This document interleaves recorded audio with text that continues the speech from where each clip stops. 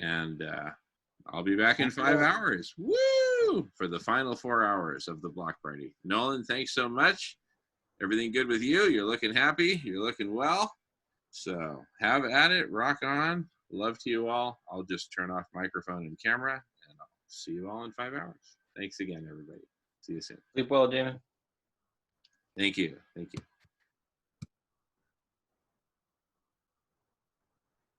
All right. Well, Welcome, Captain. thank you. Thank you. It's going to say Captain, my captain.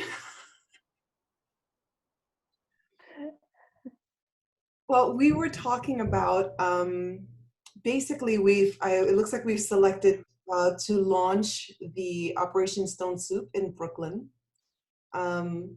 We've been talking a lot about how to go about doing that, the reasons why doing that. New York has been hit so badly with Dos Equis, as we like to call it here, and Brooklyn being the borough that's been hit the hardest. We also thought that it was a really good way to launch our initiative because we already have support from the Brooklyn Borough President, who is an African-American man who used to be a police officer, who has reversed his own diseases through a plant-based lifestyle, and he's an advocate of it, and he's written a book about it. He's right now going into the community and serving meals. I just believe that it's on a smaller scale that I think he's capable of doing, that he wants to do. And I really believe that there's a lot of community gardens also that are going on in Brooklyn. And I think it's a perfect opportunity that we've come together as a community to support him in what he's trying to do. I think it's more than what he can do on his own. It's also the home of Black Veg Fest. So we have a lot of community members there from our Black and Brown communities that are members that understand our mission, that understand our plight, that want to support. So I think it's a perfect opportunity for us to come in and bring this awareness, but not just about veganism, about animal rights, but also about the social injustices tied into it. All about the environmental injustices that may not be being addressed. Not only the animal rights issue, but the health injustices, the food injustices. And I think it's a really good opportunity for us to awaken the communities to understand, especially our impoverished communities. There's so much of us that live there in Brooklyn in the projects in very close confined spaces, that we are literally with our food choices voting to maintain the system in place that keeps that oppression and keeps that marginalization in place. So I think it's a good opportunity to bring awareness through kindness and love and a gift, without telling people they're wrong, without judging anyone, without telling them that they're broken and we can fix them, by just bringing plant-based foods that we know are gonna serve their body, mind, and spirit, and as a gift of love for free. And we have nothing to gain but their health. Because when we give to them, we receive. Mother Earth receives, the animal receives. So that's just our message of love and a gift and resources. And again, we're here to support you. We're here to show you and collaborate together. And then once we're done, we're just gonna help teach you. And then we're gonna move away because we know and we believe in you as a community that you can do this on your own. I'm from this community. I know that I would have wanted to have this kind of knowledge. I would have wanted someone to come in and say, I know you can do better for you, but you don't know everything. And I know you don't know everything because I know they don't tell you everything, but this is what you need to know. And if we can give people the tools, the resources, the information, that's all they want. They want us to get out of their way, stop oppressing them, stop blocking their progress, give them the opportunities, the tools, the education so they can do for themselves. To me, that's such a support. To me, that's reinstilling in people the belief. I think if we come as a community, we're international. We come from varied cultures. We come and we project a beautiful and very profound mirror to say we're not trying to fix anyone, but I'm you and I've been there and I've reversed my diseases. I have taken the stress out of my life. I am a happier person. I am a healthier person. And I love myself so much. I love you so much. I want you to feel what I feel. This is just me wanting to love you the way I would have wanted to be loved when I was young and I needed something here in this community. So I think that's the message. And because we have a gentleman in place that, again, has lived this experience. I think it's so powerful for us to come in and just show that we support him going into his community and helping him do the work that he was voted in to do.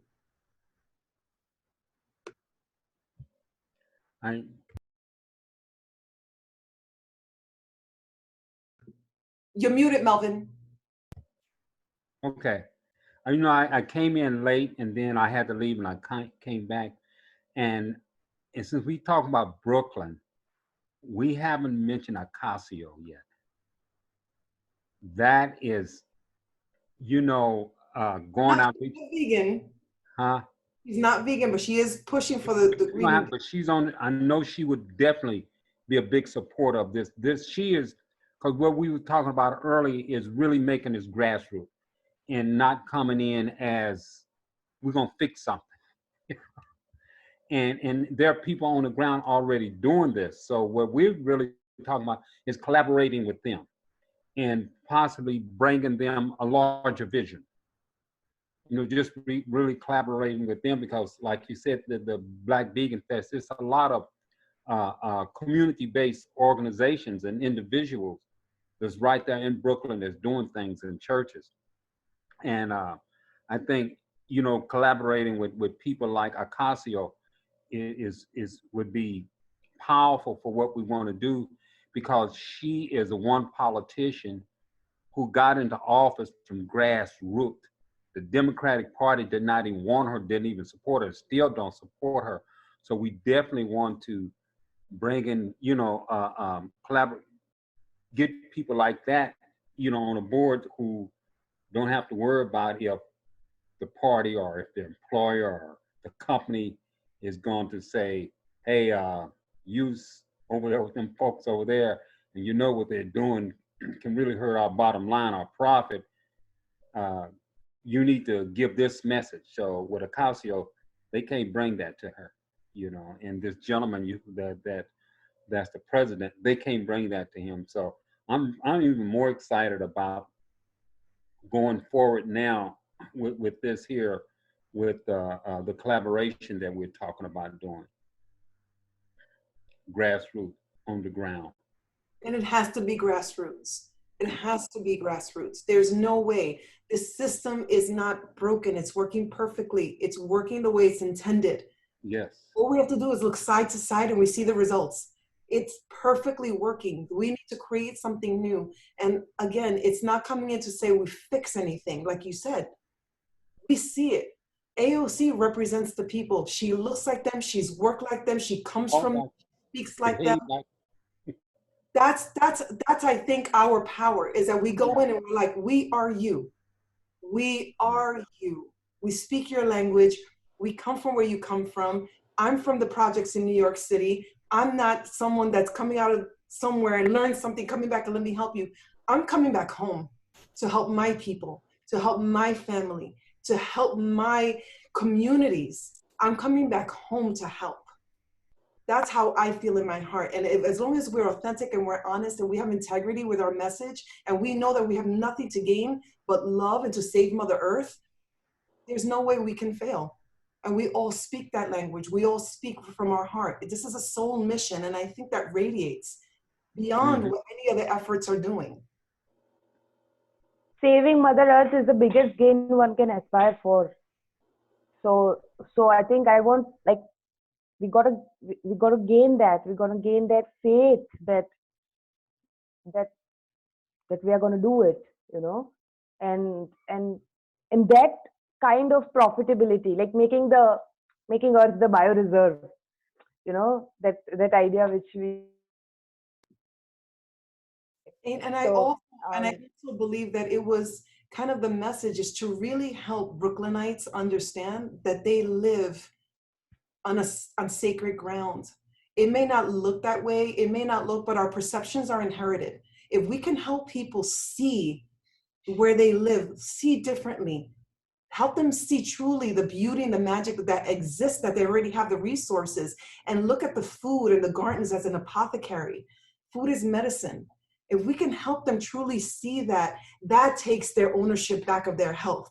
That makes them feel like My body is mine, and I get to control my health. I get to control my joy, my bliss. I get to make the choices for myself. And I think that's the most important thing, is that no one is making great choices because we know you don't have all the information.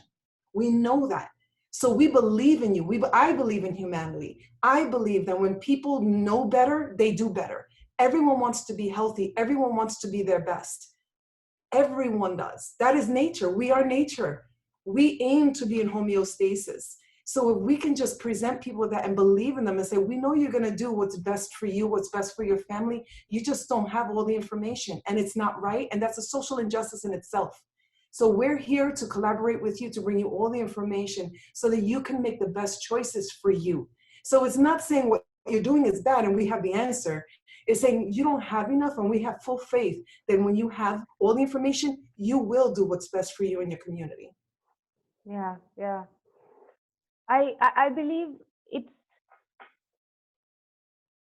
when people are in a survival zone, the consequences doesn't matter, you know. Uh, so so that mindset when thriving zone, you know, if you are in a survival zone, you want to survive anything, whatever is coming in front of you, you want to kill it, you want to either throw it away or you want to destroy it because it is, you know, fight, fright, or flight. um, that is the only range you have. But the moment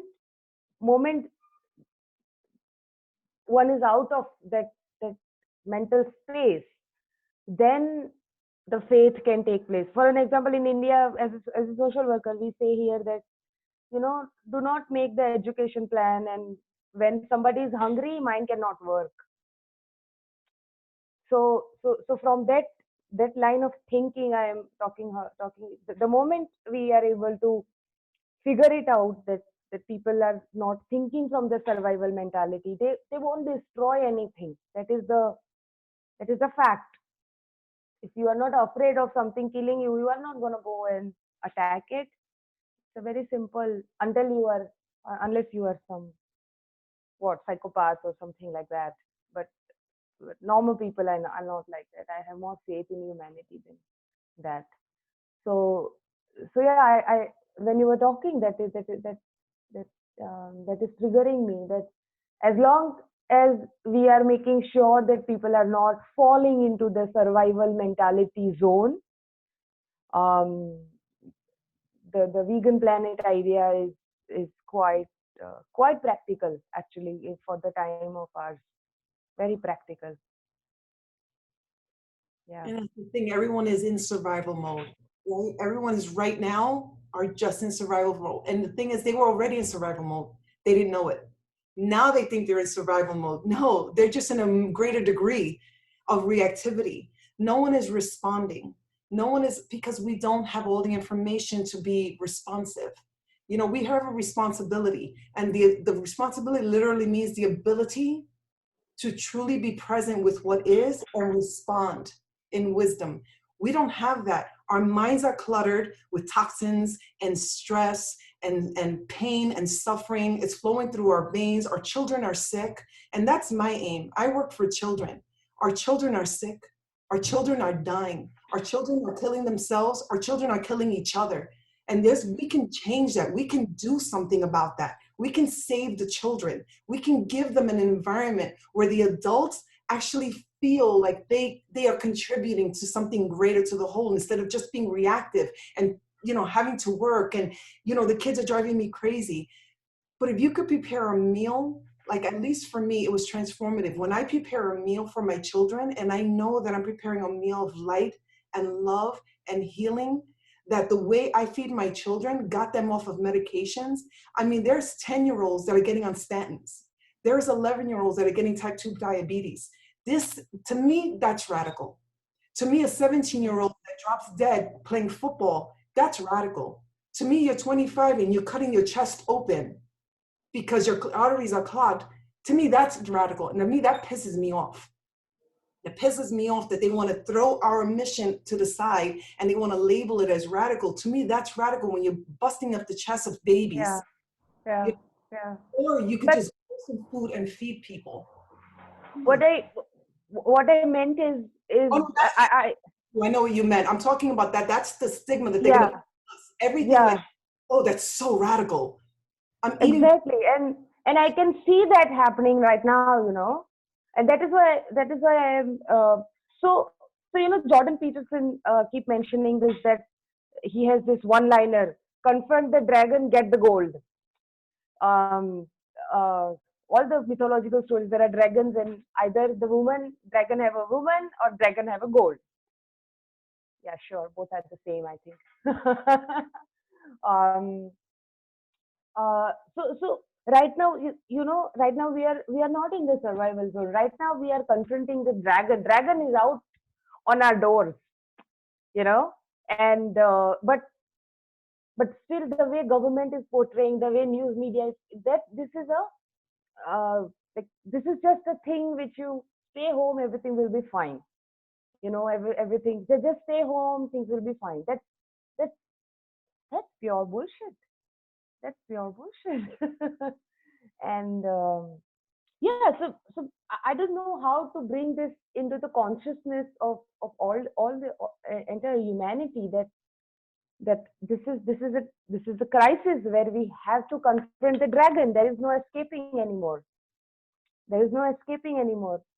You are gonna get scratched. There is a combat with the dragon. Just um, it is get ready mentally. That there is a dragon out there. But if you defeat it, get the gold. You will get the gold. That is all that's essence of all the dragon stories of mythology. You know that do not avoid when there is a dragon. Do not escape. Otherwise, you don't get a god or gold or girl. So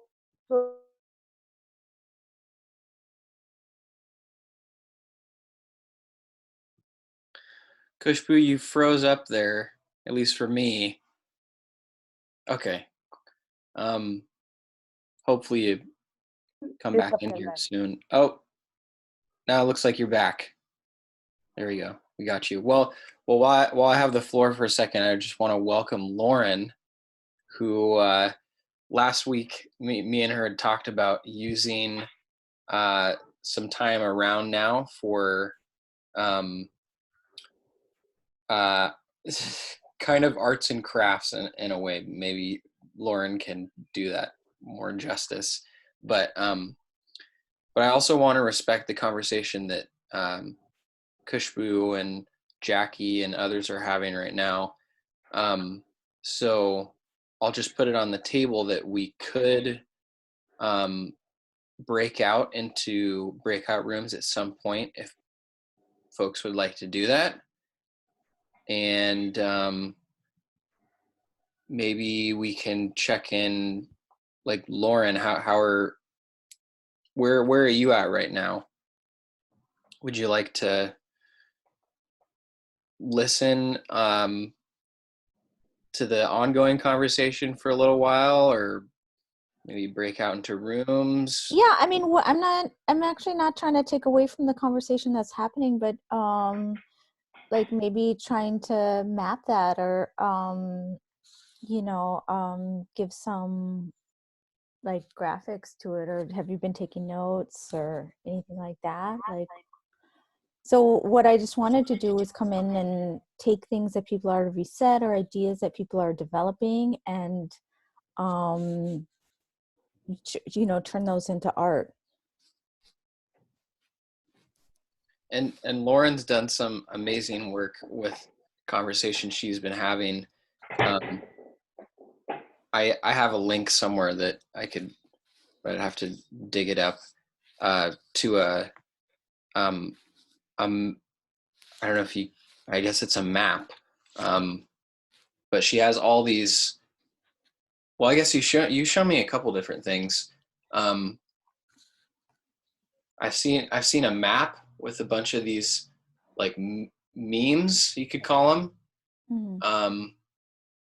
and she showed me her Pinterest with a bunch of pictures and quotes from people in various conversations that her and Charlie have hosted. Although it seems like mostly you, but really good work there. We've just been kind of recapping the past 20 or so minutes. I just got on 20 minutes ago, and so when you jumped on, Lauren, we were in the middle of a conversation about efforts to feed people plant-based foods, to just feed everyone in a community. And I guess today the focus has been on Brooklyn. And I'm going to forget the name that you mentioned, but there's a connection there that sounds really valuable. So I'm kind of getting into the conversation myself. Nolan, can I speak? Can you hear me?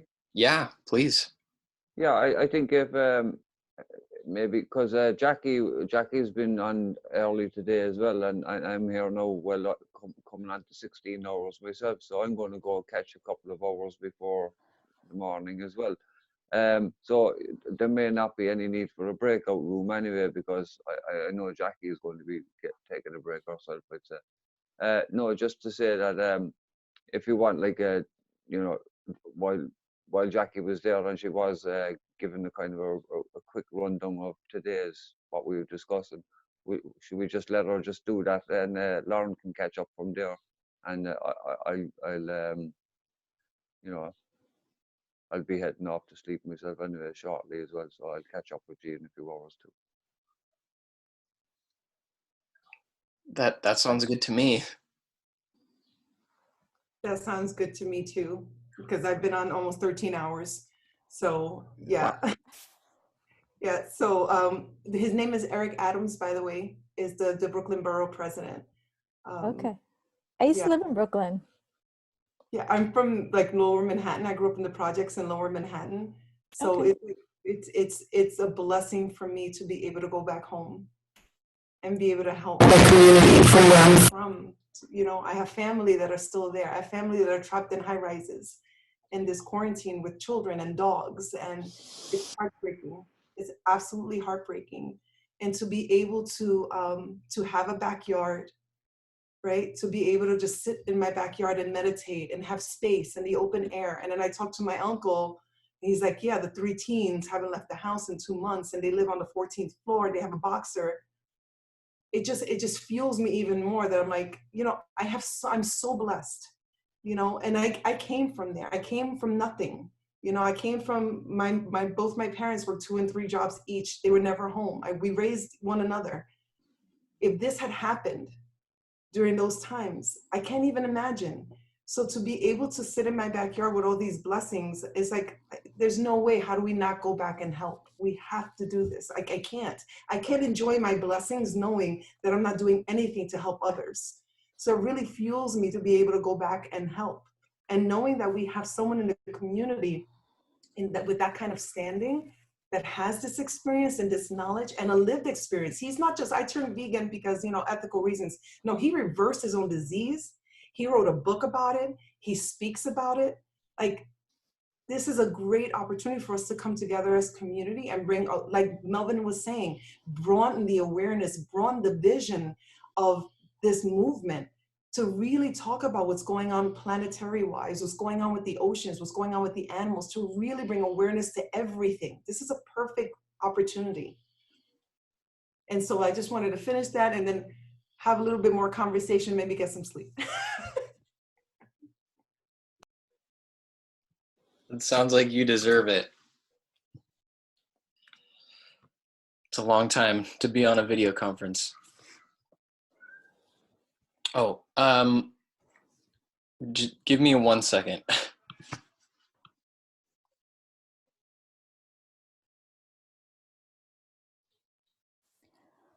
So Jackie, I'm what are your favorite things that are coming out of the your time with what is it, Myra and there are three of you.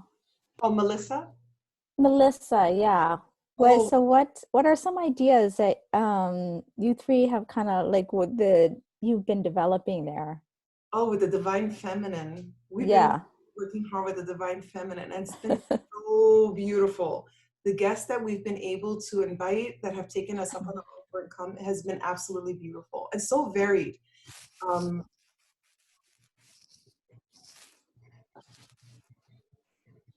I have to say, I'm truly living my purpose and my best life. To have this community and to be able to do this work, to get up every day and say, you know, I'm literally part of re-education of humanity on a quantum level, you know, to be part of this movement, to be part of a shift in consciousness, to see the paradigm shift and be aware enough to support our brothers and sisters and say, I know this is hard. I know it feels terrible on your body. I know it's confusing. There's beauty on the other side. And once we get through this, I promise you, we'll hold your hand. As soon as you get through this, there's something amazing on the other side, and it's you. It literally is you. You're giving yourself the gift of you. So to be able to be part of this and have that awareness and this lived experience and share that every Friday and to bring guests in to help do that is unbelievable. It truly is. I feel totally, I'm going to cry because I truly feel like everything that I've gone through, all of my suffering, all of my pain, all of my awakening has been for this. To be able to be aware enough and conscious enough and grounded enough and healed enough to see what's needed to be done and be courageous enough to say, I've been through that and I've come out the other side and I believe in you. And I can stand here next to you because I know and I believe in you and you can do it because I can do it and I'm no better. We're all the same. So what is the idea of the divine feminine and how can it change our society? Well, the divine feminine is basically the divine feminine is the energy that we all have, is the yin energy that we all have humans. We just, in the feminine, we embody it. It's more of a lived experience. We are in the feminine, we live in the feminine body and it is oppressed in us. This society and this culture is systemically oppresses the divine feminine, which is inner wisdom, which is intuition, which is love, which is the inner being. Think of it like the womb, being inside the womb, coming from the void, that connection. That's that formlessness. That's the divine feminine. And that's what is not, that's the voice that's rising. That's the knowledge and the wisdom that's coming to the surface. It won't be oppressed anymore. That's the knowledge that says, you know what? We murder animals every single day. We are murdering Mother Earth's children. Mother Earth is crying. Can't you hear her voice? Can't you hear her tears? Can't you look around and see how she is begging us to stop hurting her? She is on the point right now of eliminating us to save herself and the rest of her children. That's the divine feminine that can hear that message, that connects, that can sit there with that knowledge, and the fierceness rises up and says, no, not on my watch. No one will hurt on my watch. No one will lie and deceive on my watch. And I will die defending truth. And I will die defending the mother. I will die defending the children. That's the divine feminine, that fierceness to protect, that fierceness to say, no, I will not be deceived. This is not right. And we will do what is right at all costs. To me, that is the beauty of the divine feminine, because we're soft and gentle in the wisdom, but we also have the fierceness. Don't mess with me and don't mess with my children. Don't mess with my family. That's, to me, that is the epitome of the divine feminine. And I don't know if that's the Puerto Rican in me. I don't know if that's the feistiness from growing up in the projects. But to me, when I think of the divine feminine, I see myself standing in front of my communities and saying, not on my watch. Not on my watch. This you're sharing remind me of a lecture which I attended last month. So they talk about the stages of divine feminine. I will share that article with you. Stages of divine feminine. We for a long time we thought that the Sophia is um, the ultimate high. It's on top of the feminine development aspect. But then there is on top of it there is one more. I am not good with that word particularly, but it means the feminine spirit which is aligned with the Mother Earth, not just this. So that is the supreme feminine spirit, not Sophia. Sophia is the second last. Uh, um, uh, yeah, number two. and when we start uh, when the woman starts seeing the world as a family, as her own family, and start protecting it like that, every tree, every animal, every bird um, is it belongs to her, like the way it belongs to Mother Earth. Then she's in that energy. So you sound like that. It feels like you are talking about that energy to be transmitted in all the women, and like coming from that space where world is seen as my home and my family, and I will kick your ass if you hurt them. Yeah, it sounds like that. I like the power in it. I can sense it. Well, you know, Jackie, you introduced me to the divine feminine and the story, and it really helped me to understand more about the eons of suppression of the feminine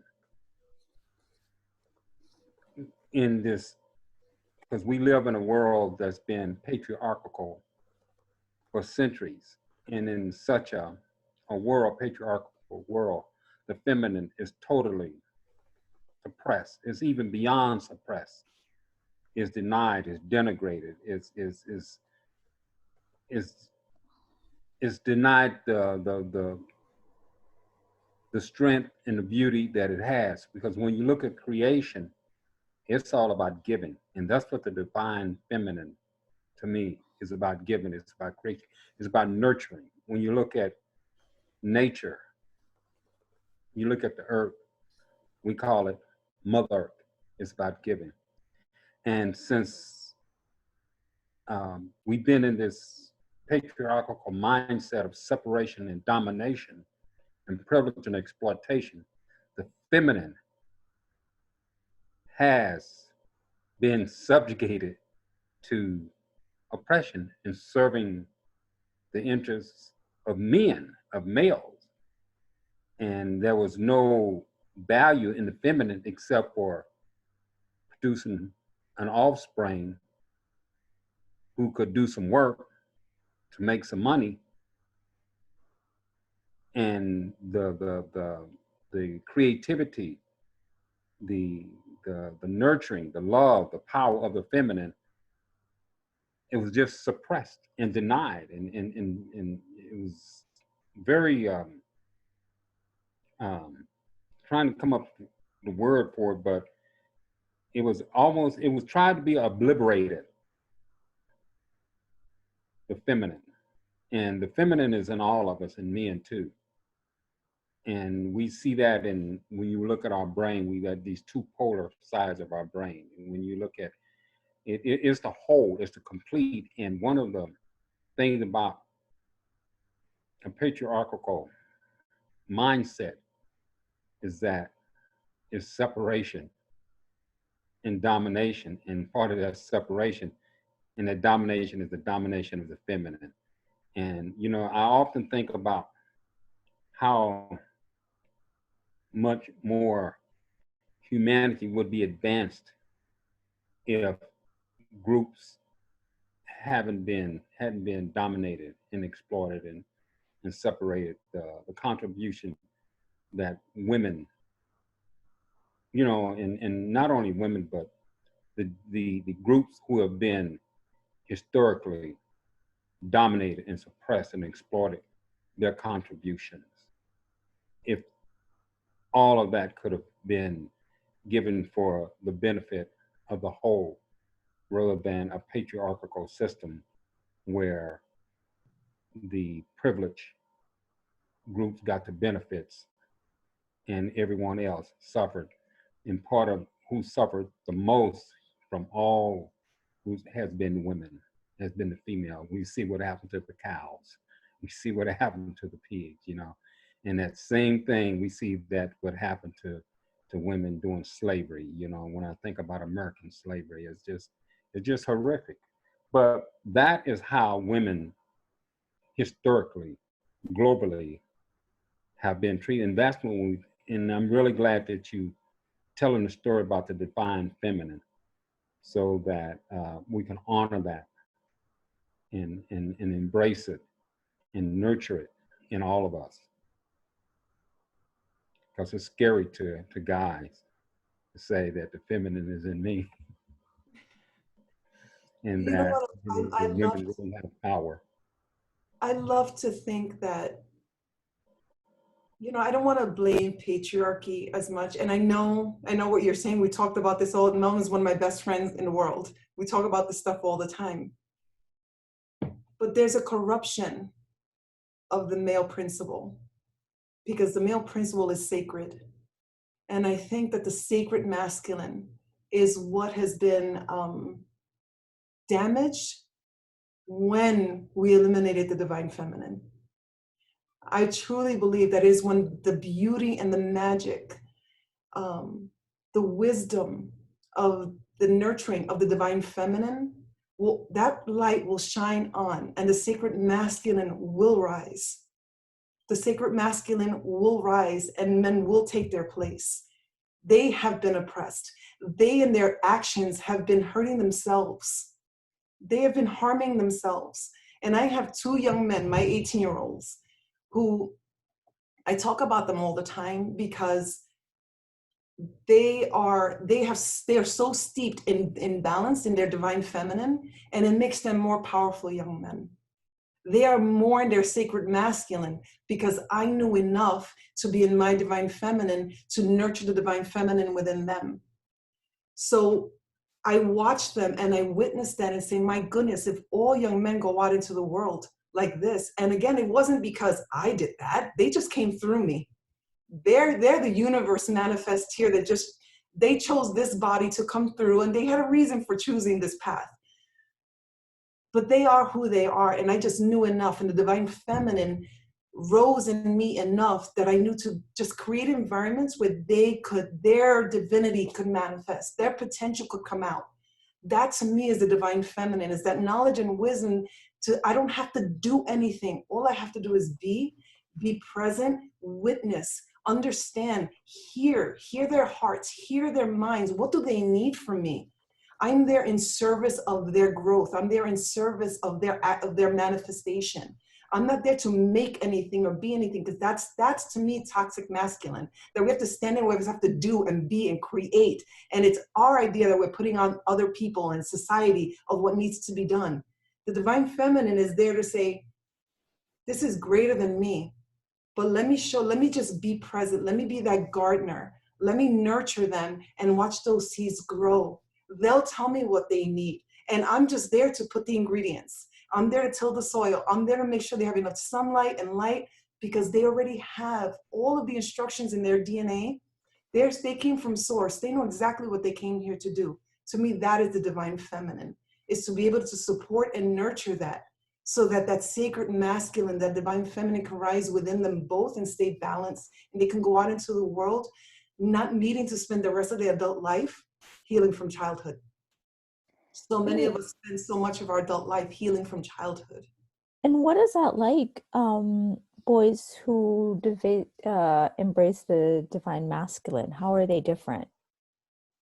Do they say things that are different? Do they act different? Like, how does that manifest? Wow. They are, okay, for instance, and this is, we're a family here, and I was going to be posting on YouTube. just full disclosure. So I'm getting divorced, and my son, one of them told me through my pain, he came and he sat me down and said, it's not his fault that he can't be the man that you need. And that's okay. He needs to find his own way. My 18-year-old tells me this.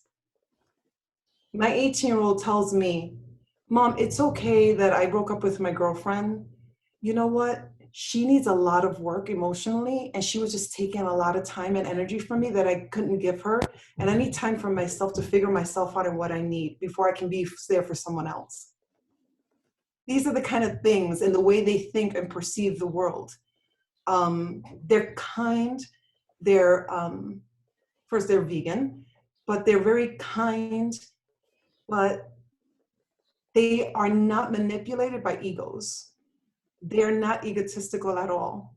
They are very grounded in who they are. They're comfortable in their own skin, and they don't have anyone else's voice in their head. They lead their own lives. They're choosing their own passions. They're telling me what they want to do and asking for support in what they want to do. To have that awareness of their own identity, their own awareness of their own divinity and their own power. They'll tell me, Mom, I know you want to help, but I've got to do this on my own. Okay, I know you're here for me. When I need you, I'll come get you. To me, that is the gift of being a parent, that I can sit back and I don't have to worry, because I trust these young men to make choices that are good for them, whether or not it's going to be a mistake. But they know that they have to make mistakes, and they feel safe enough that they can make those mistakes because they have enough knowledge and wisdom and intuition that if this is not right for me, what can I learn from this and how can I grow from it? That to me is part of the divine feminine and that sacred masculine in one body. I hope that answered your question. I just want to add one line in his that external energies feel very, very safe in the divine masculine energy. And yeah, that is one element which I discovered very, very late in life. And another aspect which I think which as a manifestation of divine masculine, if we see, we can observe that when it's the divine masculinity, you won't be able to differentiate the omega and alpha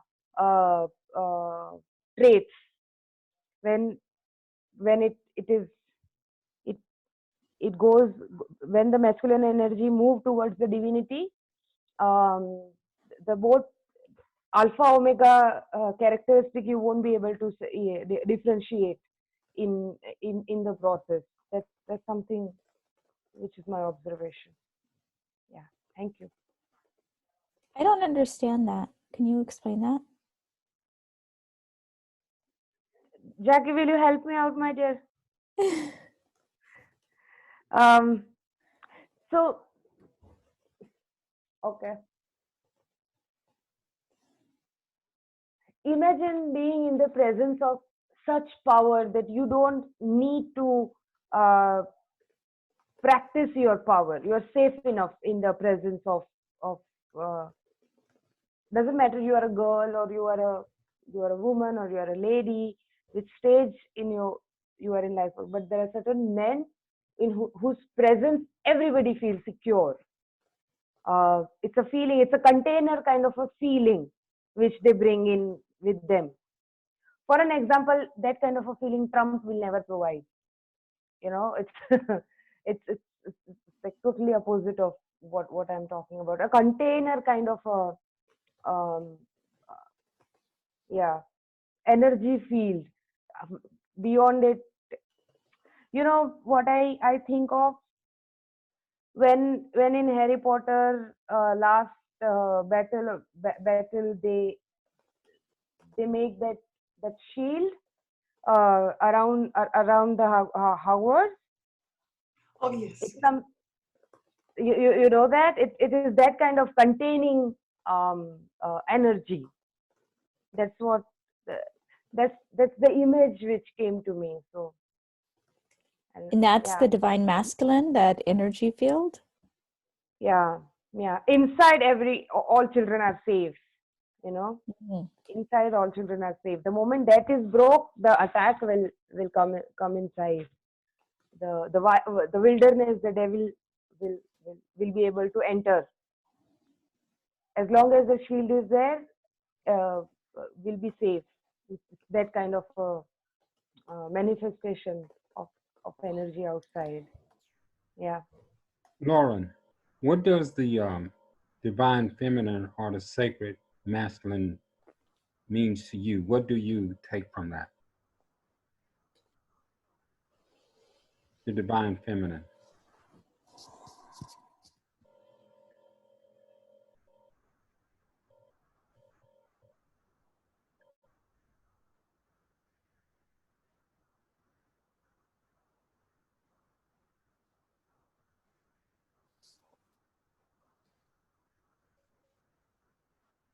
That's a good question.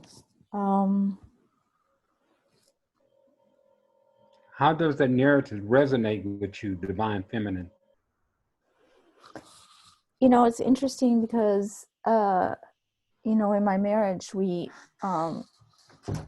you know, both my husband and I take on really traditional, kind of feminine and masculine roles. And I kind of suspect that in some sense it limits us.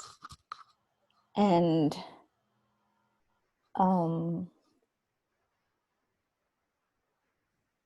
I feel like I can't really articulate it, but I feel like there's kind of like a stuckness in these traditional gender roles that's kind of like keeps you from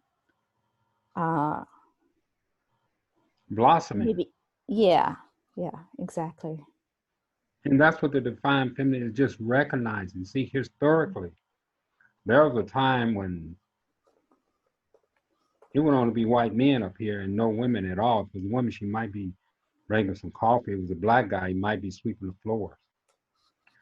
So what the divine feminine is just recognizing that women have so much to offer, the feminine, to us, to better humanity. And it's so much in so many ways. And, you know, like you ladies are brilliant, really, really super intelligent. But there was a time when if you had brought, you had showed your intelligence, you probably would have got smacked in the face or burnt at the, called a witch or even worse. So this narrative of the divine feminine just saying, baby, all females have so much to offer, and we trying to, like you say, this here thing where, you know, even though you're in a great relationship, you're in a traditional role, there's still some type of blockage there. And that's not anybody's fault. It's what we're born into. And the male, the sacred male, is that men have to recognize that we have been very abusive with our role and our power. And we have to embrace that divine feminine within us so we could be more compassionate and loving and nurturing and not want to be top dog in charge and running shit all the time and be the boss and be the man and have to be right and have to, you know, all these here things that are on a guide to, you got to be a man, you got to be a man, you got to be a man, you got to be a man. That is not part of what, you know, this narrative of the sacred man. You just have to be loving and kind and gentle and putting forth your best. Someday your best, you might hit a home run, and someday you might strike out, but that was your best. And so the sacred masculine is recognizing that you are kind and wonderful, and you don't have to be into this ego and the divine feminine. It's just we really need to start recognizing the worth of women, of the feminine. And we're seeing this more often in Western countries where there's been some democratic legal protection of the feminine in more Western so-called modernized countries, where, women got some protection now. But still, when you look at the hierarchical structure, women are still beneath men. And then once women get into those hierarchical structures, they take on the same behavior, the identical behavior as the patriarchal male had before. And that's totally,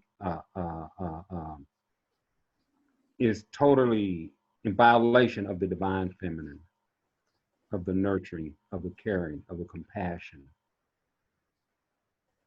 So, the recognition of the divine feminine is just the recognition that the feminine, females, have so much value and worth. And let's try to acknowledge that in every way that we can. And the sacred male, to realize that we don't have to hit the home run to be a man, and we don't have to pound on our chest to be a guy, to be a man, and carry a ton on our shoulders to be a man, that we can say that I'm wrong. What do you all think this knowledge has? How can it impact new reputation systems that are emerging? Like, what does that mean in terms of how we judge other people, or kind of like systems of ranking people and judging people and deciding if they're worthy, or deciding if they have integrity? How does that impact on these systems? First of all, judgment is toxic.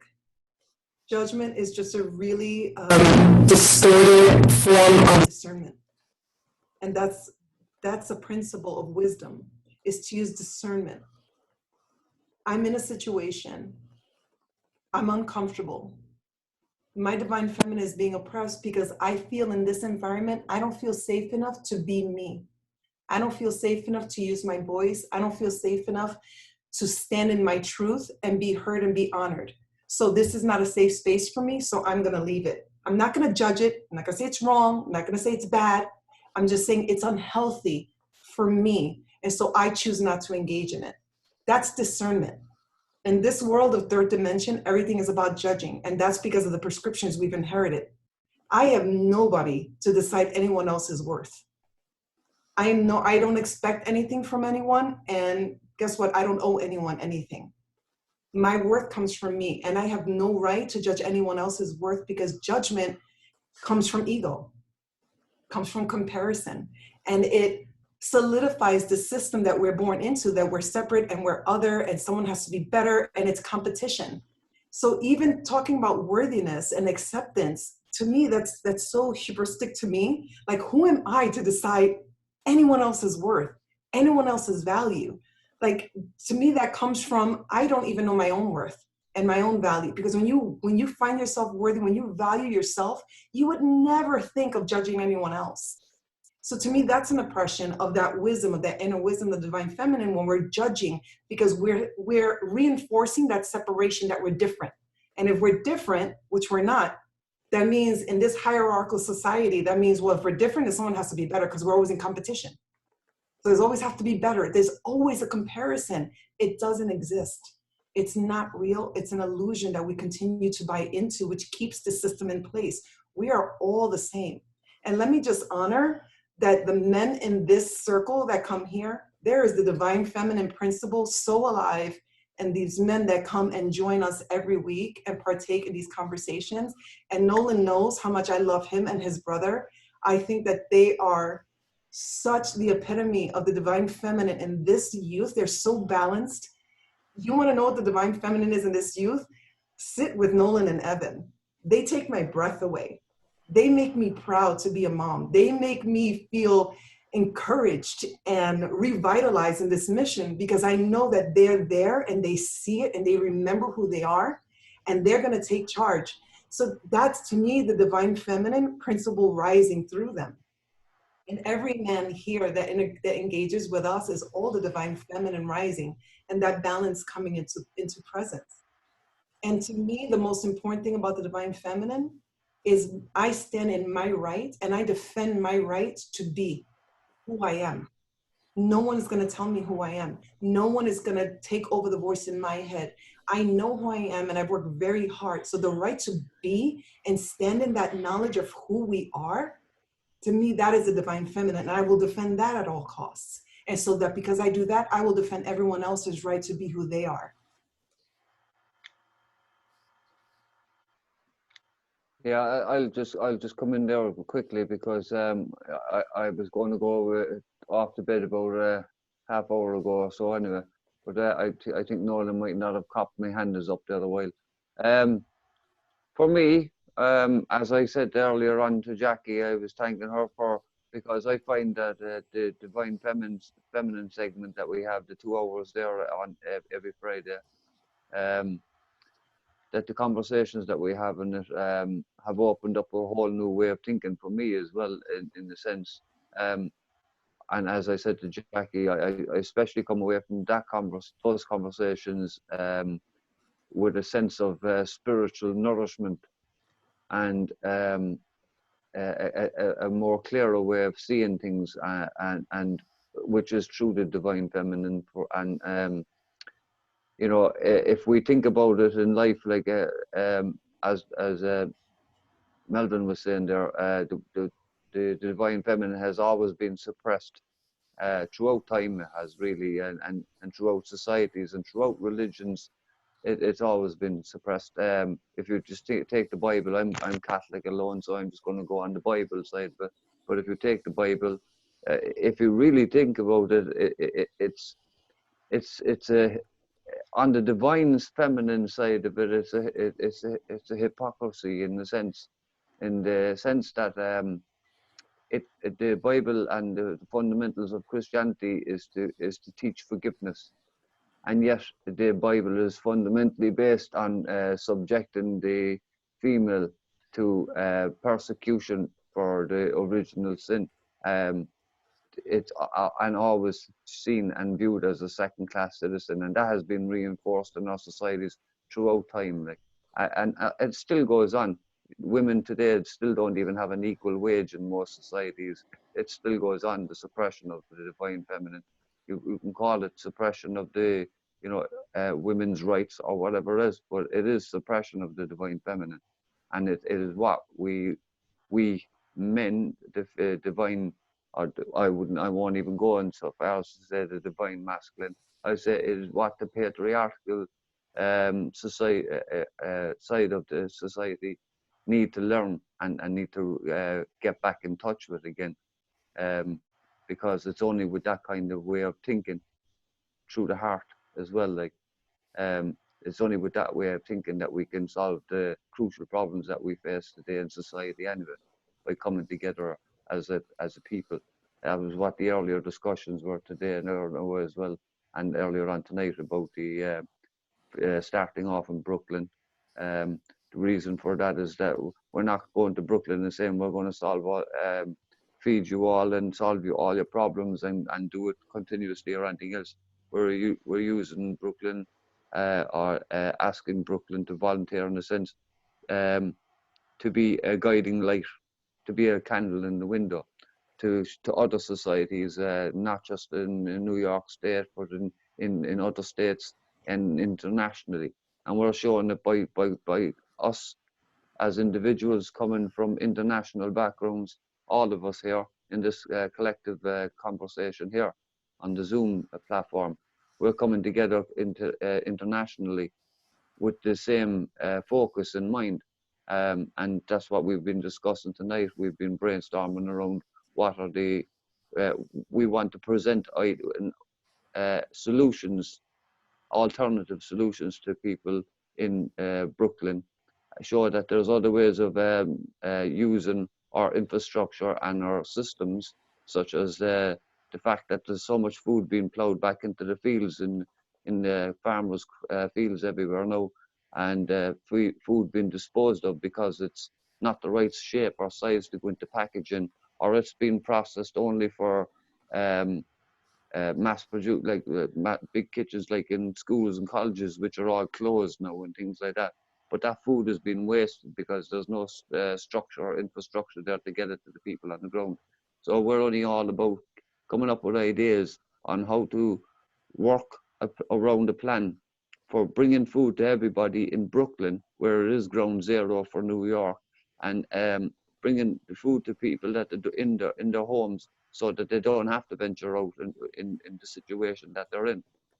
But show them that there is a system of doing it with the help of everybody on the ground. Because at the moment, it seems we can't help. We can't just depend on the help of those in charge.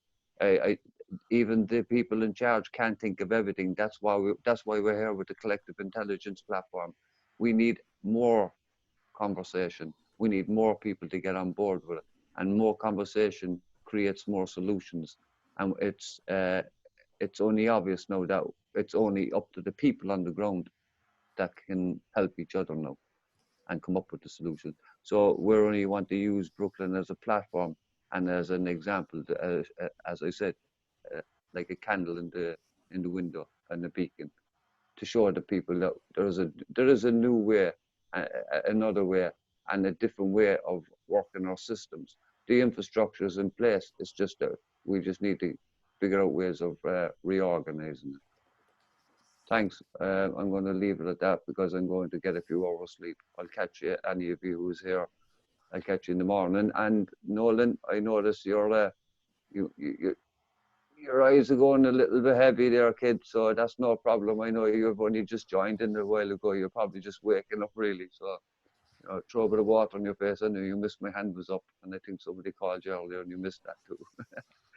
I'm gonna go anyway. And Jackie, you need to get some sleep as well. You've been going all day as well. Melvin, good to talk to you. Good to meet you all, and good to see that there's some new faces as well. And I hope you continue the conversation with, amongst yourselves. If any of you are still here, I'll be back in a few hours anyway. But if we don't get together and talk, we don't come up with solutions. I'll say no more. Good night and God bless. Oh, good night, James, and thus the divine feminine. Right there. You're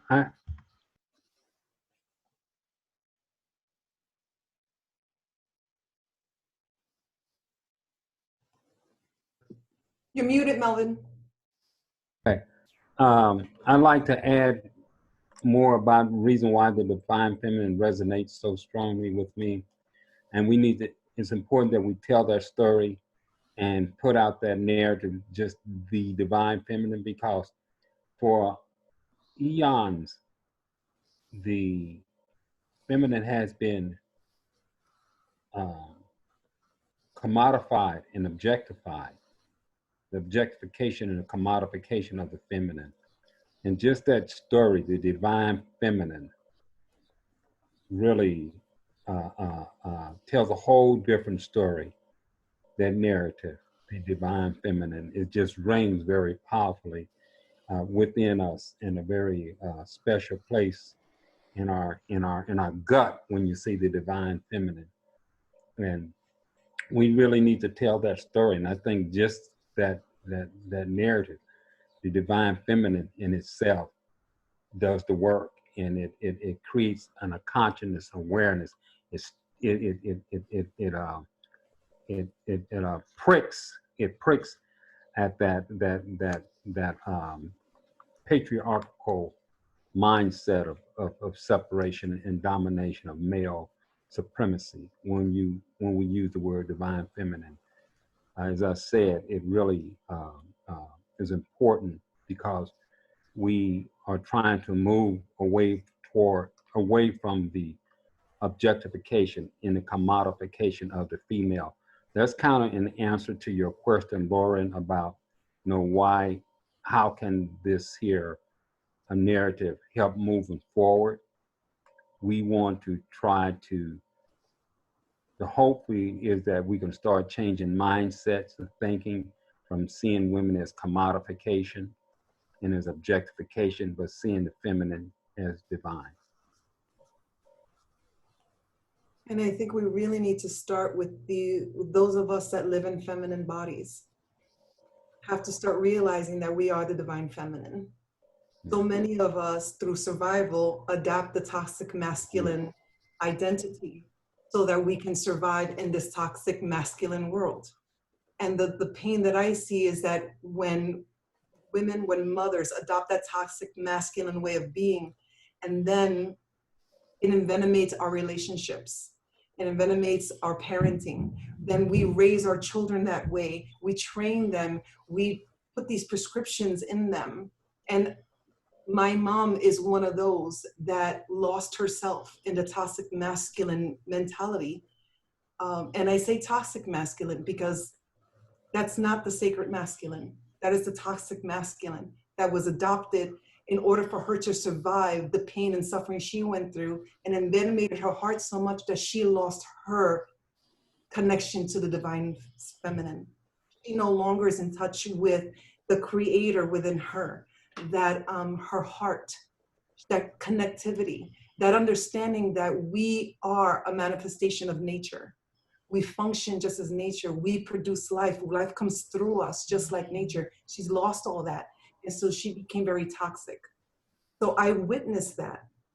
So what messages would she give when she's when this toxic energy is running through her?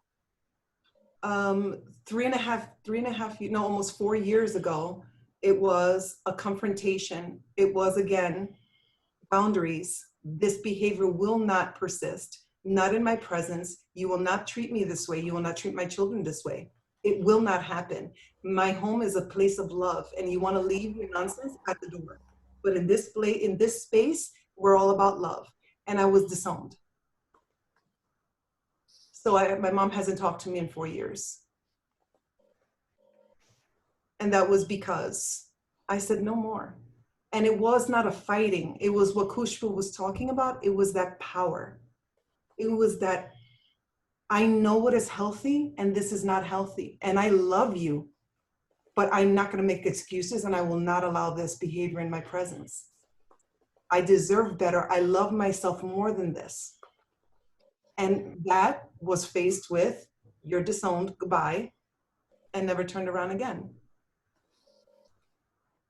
Which is also a very important part of the process, because that we have to disown certain things. That is how, like, that is what Carl Jung says, right? If you heal your unconscious, and entire universe is unconscious for you get healed, and it's the same thing. So that is where the sacrifice, the role of the sacrifice in the religion, it's all the same concept. We have to disown something. We have to take a stand. What is not okay is not okay. I don't like it. I don't like it. As simple as that. Now, if you keep doing it, I will take action. So that's stepping into that power, like that sacrifice of telling your mom that I don't like it. I know you are my mom. I love you, but I don't like it. My children are not going to be treated like that. Maybe you can treat me, but I think for my children, I won't allow that also. Maybe for a very, very long time, I did that, but not anymore. So that stepping into that power is and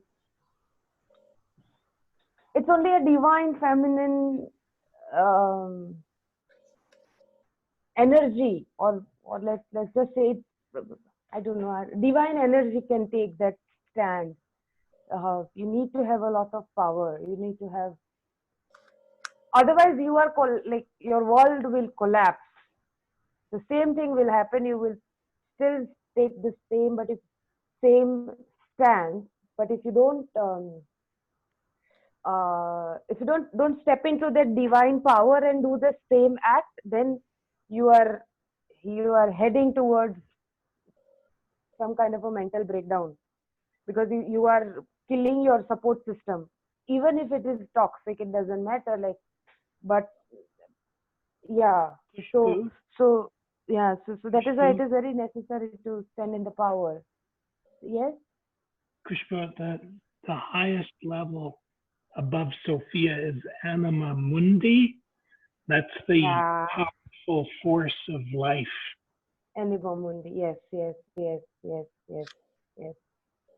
Thank you. Thank you for reminding me that. Yeah. So yeah. So what I just wanted to say that if one can do the same thing and their world will collapse, there won't be any growth if if it's not come from the divine space, the same action. So the consequences will be like extremely different. That is what I wanted to point towards. Yeah. Thank you. Thank you, Miles. I also wanted to add, just to finish that I think the gift that I gave myself in the divine feminine in that moment, where I witnessed that, and I was able to release her to her unconsciousness, that I was able to love her and accept the as is, not hold on to who I think she should be, who I wish she would be, why. I'm not a victim. I accept the as is. And in my body, the anxiety that was relieved, that was released from me, because I was no longer living in two realities, the one that I wish she would be and the one that she was being. I was able, the divine feminine was able to rise and say, eliminate what's in your mind and just be present in what is and love her for who she is. That doesn't mean that she can be in my space and envenomate me. That means that if you're going to envenomate me, you're going to do it from a mile away. You know, you're not going to be in my space. But that doesn't mean that I don't hold any ill will. I love you. I see you as a person that is lost, that has lost her connection to her own divinity. And that is sad to me, because she's missing out on us. She's losing out. She has taken herself out of the benefit of having a loving family, of a healthy, loving relationship. To me, that's sad. So there's no judgment and there's no resentment. There's just, in my meditations, I send love and light and wish and hope that one day she's able to absorb that and help her rise that, because I know that there's a wounded child within her that is running the show. And I see that, and I know that, and I honor that, and I release her to her unconsciousness. And I am no one to judge anyone else's path. I don't know how many lifetimes she's been here. I don't know if she's going through a cycle or a pattern of karma that she needs to resolve in her own life. And who am I to judge that? All I know is if it's not healthy for me, and if I'm handing my sovereignty over to someone else, that's not okay. That I have to love myself enough and more so that I can overflow love to others. I can't give love that I don't have for myself. And that's a huge lesson that I learned, being able to release, because when she left with my dad and my brother and my sister, because they all followed suit. So my family split in two siblings with me on one side, two siblings and my father with my mom on that side. That was very, very difficult.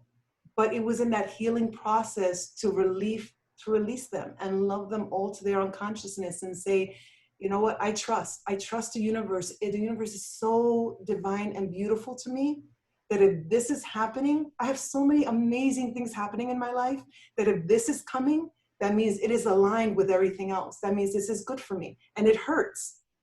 But I trust the universe enough that if this is coming up, then I'm supposed to learn and grow from something here. This is a lesson for me. So I don't judge it. I just see it for what it is. And I say, how can I embody this and grow and be better and release everyone else to their own journey, their own path.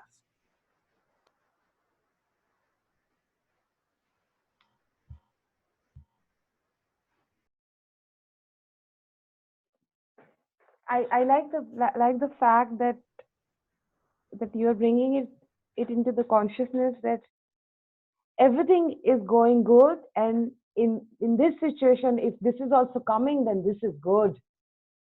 This is good. And yeah, thank you for saying that. I want to give you a hug. I truly mean that from the bottom of my heart.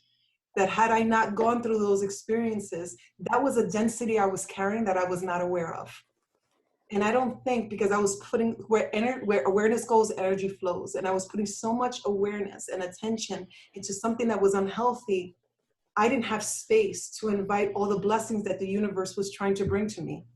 So when I could release the unconsciousness in love, in compassion, without judgment, it was a purge. I released the space within me. I released all of that. And the universe said, oh, you made room. Look what I got for you. And look where I am with the most But amazing group of people doing the amazing things. That to me God, is the blessing of it. God bless it. Touch wood, touch wood, touch wood, you know. But the more more this divine space you will step in, the others are going to feel agitated. They'll feel the more agitation about everything, because something in their unconscious is is is getting stronger along with you see. And yeah, yeah. So if I'm weak and vulnerable, I'm very good for everybody. The moment I step in my power, everybody has start getting this discomfort kind of a thing, you know. So I get it. Jackie, I want to, can you, am I open? Can you hear me? You know, again, I want to thank you for this here narrative of toxic masculinity. Now, that's really new to me. It makes it really resonates very strongly with me, and also on the concept of the narrative of the sacred male. We talked a lot, but we talked about the divine feminine, but you never did mention the sacred male or toxic masculinity to me, but they resonate very strong with me. And I think about, because it just, you know, I have two daughters, and one of my daughters, both of them, because they wasn't in touch with their divine femininity, the divine feminine in them, they were very easily to get caught up in very toxic, with these toxic guys, toxic males.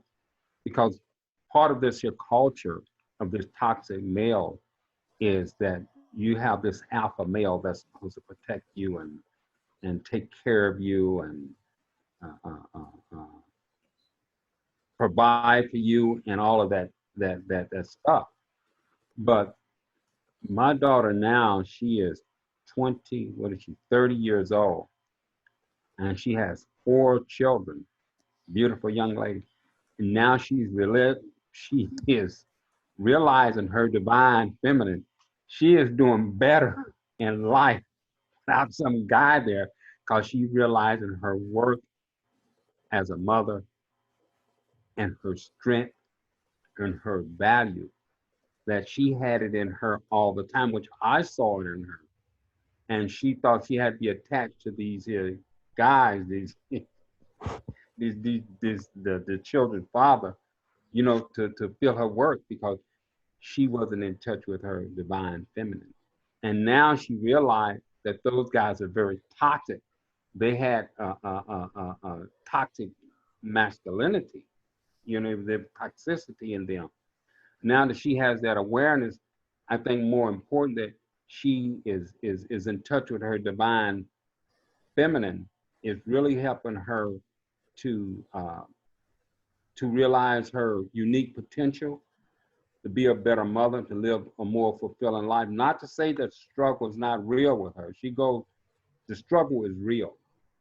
But the difference is that because she is acknowledging her divine feminine, she's not going to make the same mistakes again. She's not going to dig a deeper hole for herself. She's not going to make decisions to better her life by trying to be in a toxic relationship, denying her strength, her wisdom, and everything. And this is for both of my daughters. I have this conversation with them about the divine feminine, and it resonates very, very strongly with them. My next conversation going to start with them is going to be about toxic masculinity and the sacred male. So, Jacque, I really, really thank you for these narratives, these stories, toxic masculinity and the sacred male, and introducing me to the divine feminine.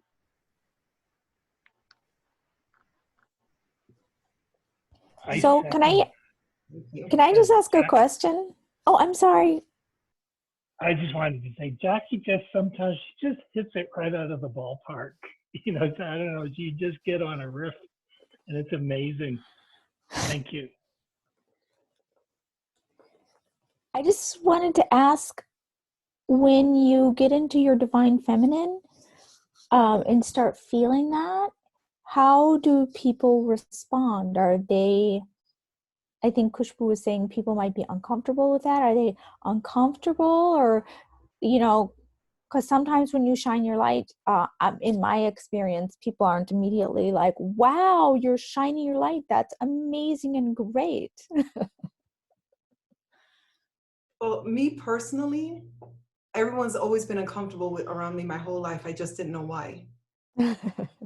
I was bullied. I was beat up in high school. I was given a concussion and put in a hospital, just because girls didn't like the way I walked. And they said it. I don't like the way you walk, beat me up. My mom had to take me out of school and put me in another school. I mean, since I was a child, I always felt different. And I didn't understand, so I always thought there was something wrong with me. And I kept trying to change myself to figure out what it was that I was doing wrong, that people weren't accepting me. So I didn't know how to wield the power of the divine feminine. I didn't know how. So I thought I had to adapt. So I became very toxic masculine in order to adapt, and I oppressed my own divinity. That was the harm I did to myself. I lost myself. I learned later on that I learned the divine principle from the men in my life. My uncles, my grandfather, they were steeped in the divine feminine. They taught me to value myself as a woman. They taught me that not any man can just walk into my life and is deserving of me. I didn't get those lessons from the women in my life. All the women in my life were toxic masculine women. It was the men in my life that reminded me of my divinity. So it was when I became a mom that those lessons came back to me and I was able to fully embody it again. And I literally, people meet me and either they absolutely hate me or they're just like, they just want to sit and talk.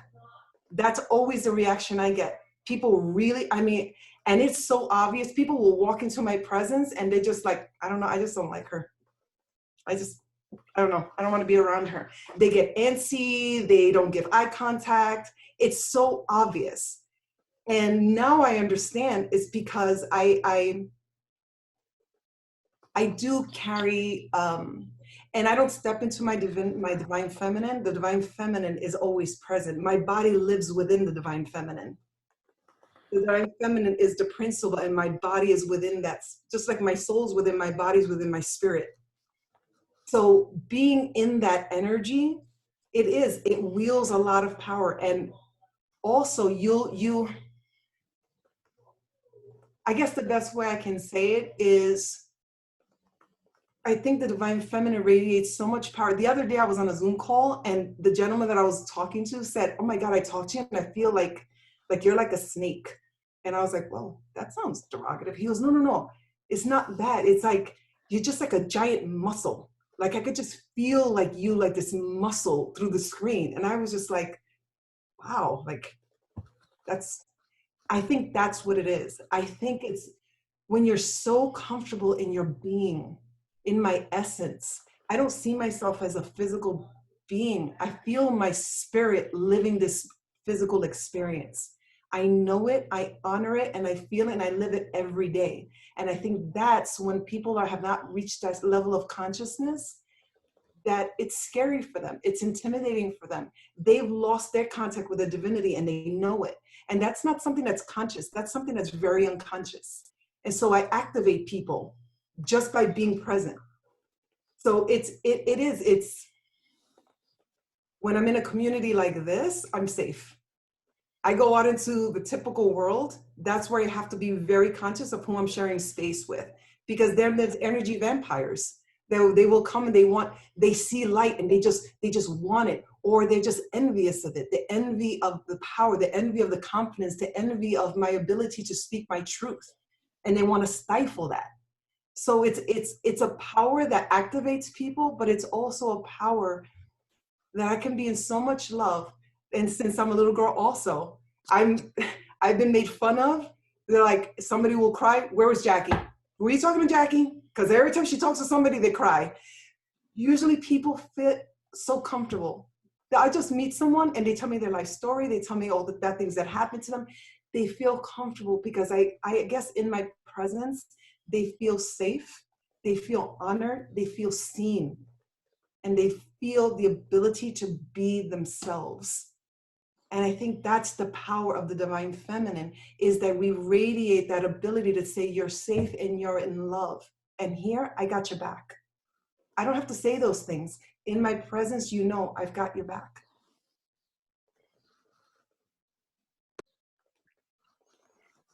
I just want to recognize Ugo as having his hand up. Yes, Nolan, thank you. I got a question for you, Jackie. Will you marry me? No, I'm just kidding. No, guys, listen, it has been really a long time since I got involved in such a profound philosophy conversation like tonight. And I appreciate that. I really do. Unfortunately, I need to rest now because I have to do some things in the morning very early. But I don't want to leave the conversation without giving the thanks to all of you, especially you, Jackie. The things that you just share with all of us are very valuable, and I really appreciate it here, in the heart, in my heart.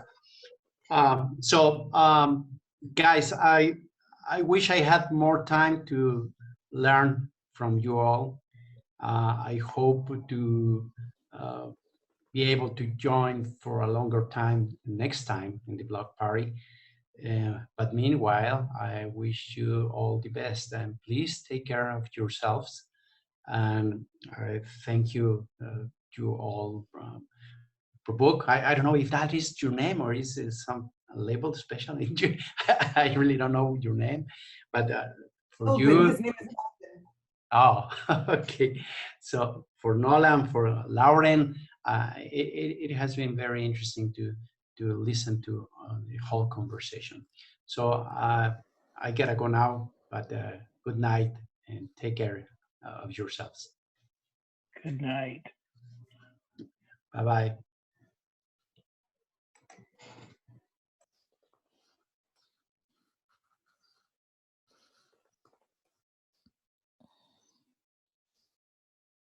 Hi, may I?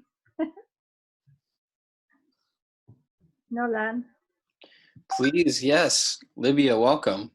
how are you? I've been listening your conversation. And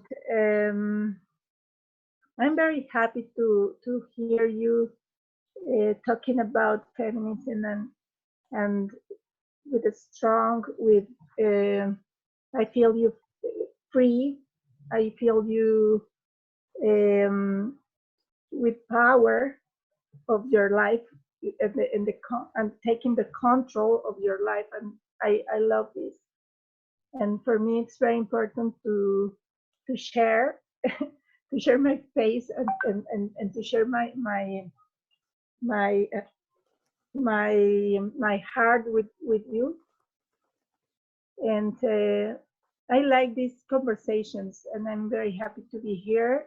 And I have to go now too, but I hope to see you again some other time. Thank you very much.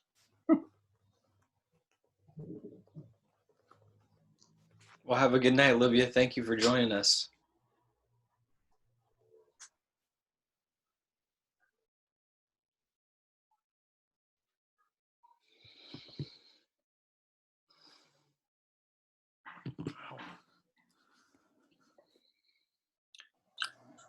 Well, Jackie. Myra. I had to log out for like 10 minutes because I'm creating the new list for the vegan boxes. There's currently 10 people. I was a little bit afraid of posting in the other group because the other group there's about 5,000 people, but it doesn't look as bad as I thought. Yeah, sorry, I can't put my camera. I have my face mask and I look like Freddy Krueger right now. I have a mask on my face also, so, but as soon as I get it out, I wash my face, I'll turn my camera on. But hi, everybody. Jackie, before anybody wants to marry you, they have to come to me first and I have to approve it. Yes, my sister, absolutely. I know you have my back.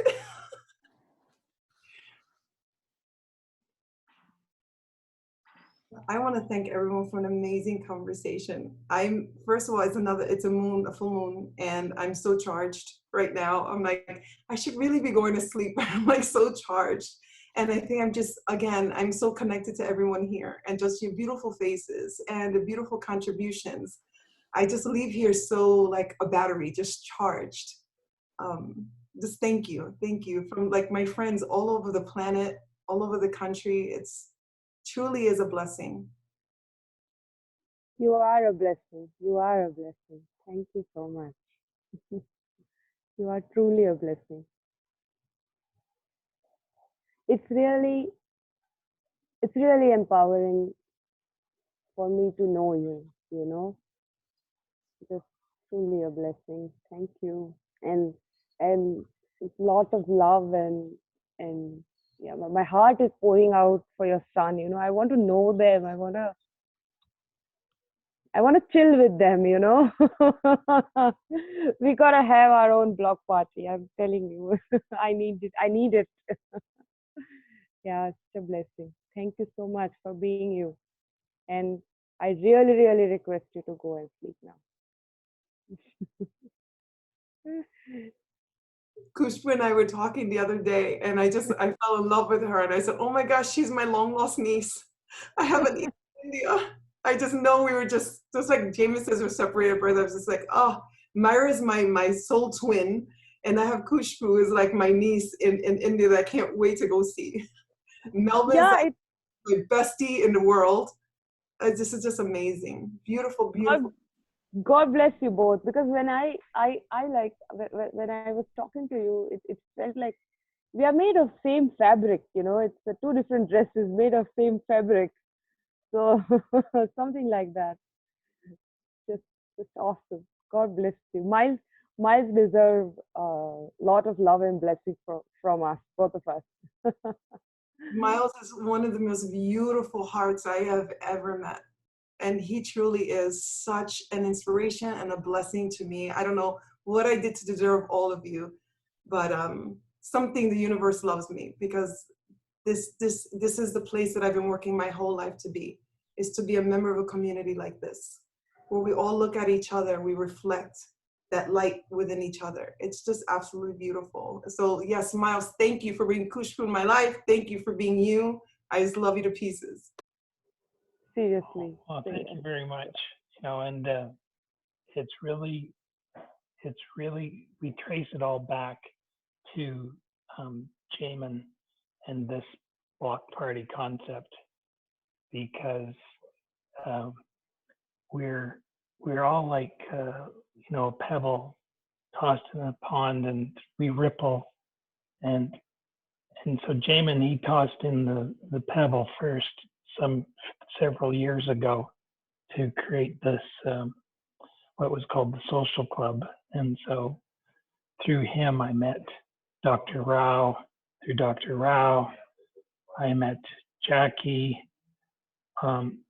Through another channel, I met Kushboo, and then I brought Kushboo to you. And you know, I didn't do anything. I'm just here.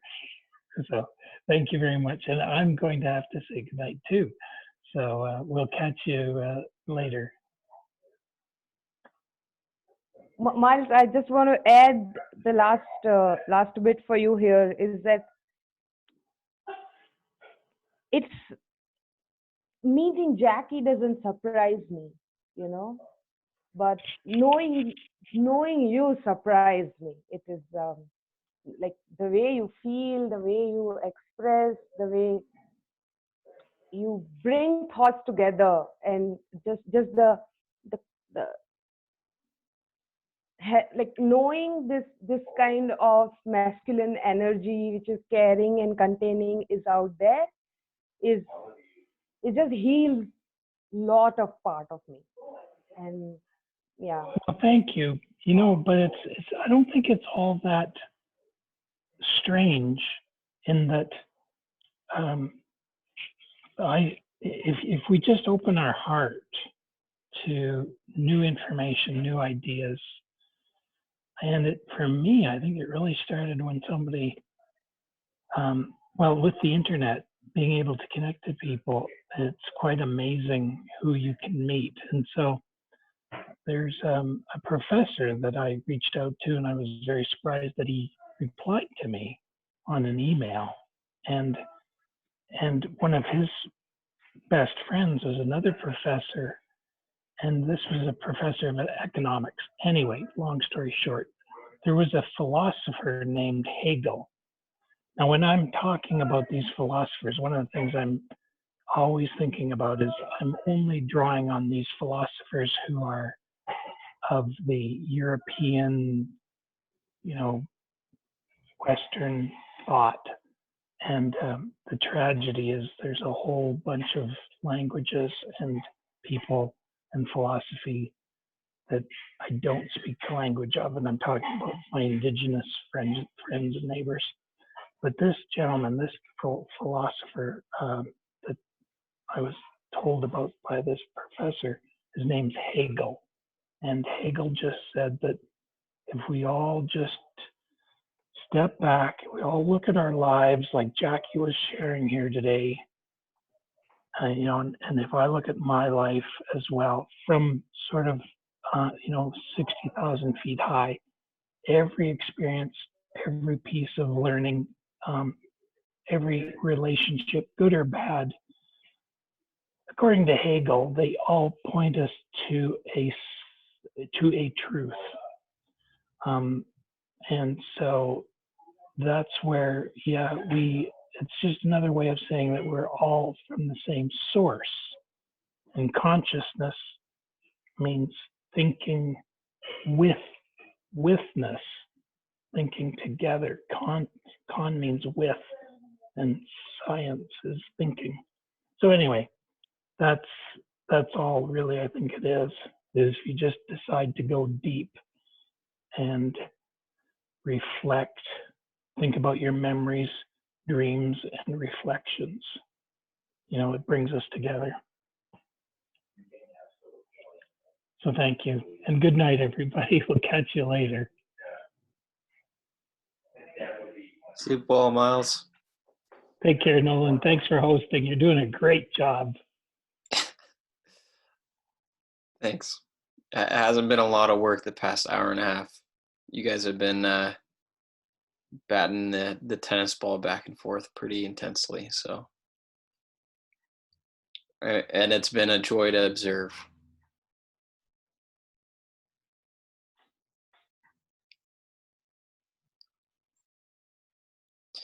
I feel like I missed out on a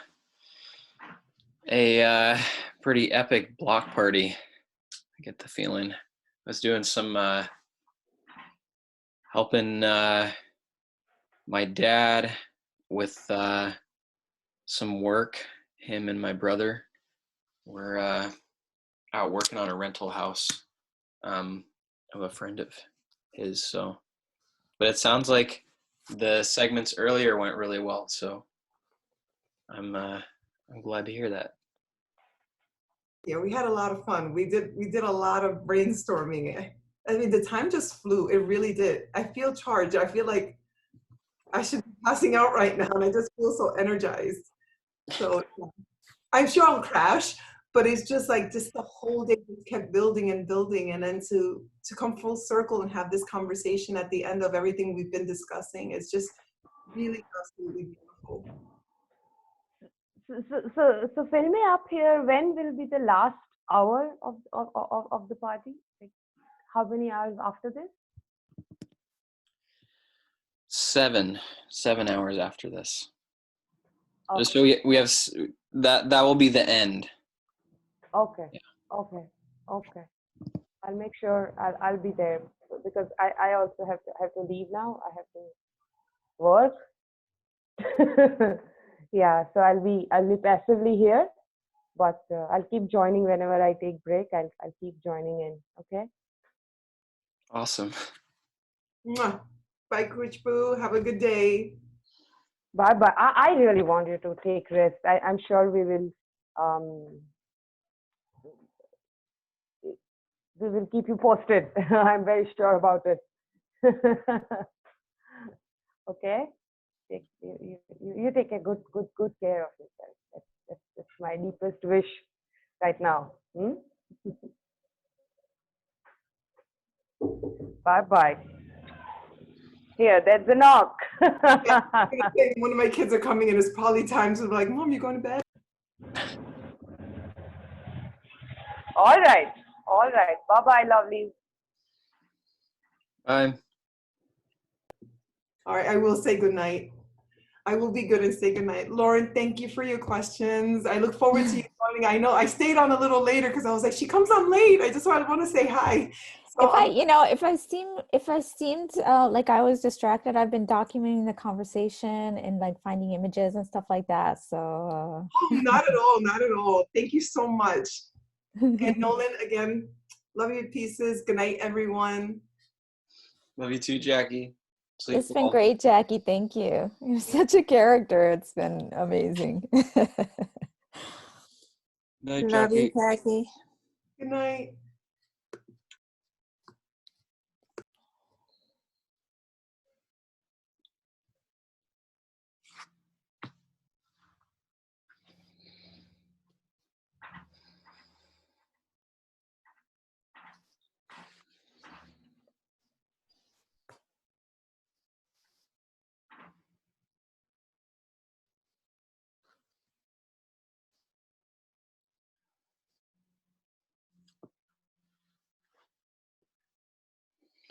Melvin's back. Just to let you know there, Nolan, I'm not going anywhere. I'm still here, but I'm just closing my eyes and going to sleep for a few hours if I can. But I'm listening. I'm listening and paying attention subliminally. But you have one or two people there. I think is that Ben? Is that our usual Ben that visits us? That Melissa was saying had an accident just today or recently. Is that Ben? I'm not sure. I wasn't a part of the conversation earlier today.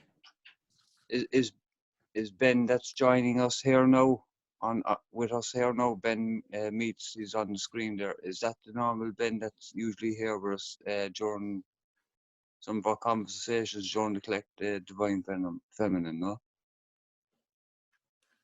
he's not a regular, or is he a regular? Is what I'm asking. His name isn't familiar to me. All right, no, that's okay. I was just thinking I was getting them mixed up with you. Or Ben is another chap that comes regularly to the block party, and Melissa was saying that he had some type of an accident or something today, and that I think he broke his hip or something like that. But he was out of action anyway for a while. But yeah, and that he couldn't be treated in the hospital because of the situation going on, and they can't put him into a care home because of the situation going on. So he's back at home with a broken hip, kind of a thing. So yeah. Anyway, I'll leave you to it. I'm going to try and catch some sleep again. Hang in there. All right. Well, I hope you sleep well, James. Thanks for checking back in. And I wish Ben health and safety. That sounds really horrible.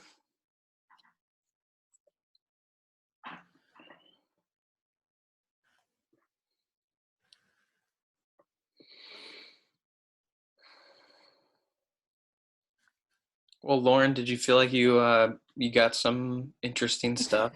Yeah, for sure. Yeah.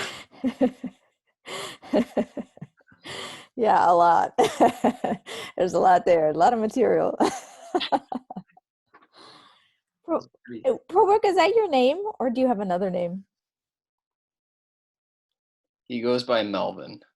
Melvin. Okay, Melvin, where are you calling from? You're muted, by the way. Yeah.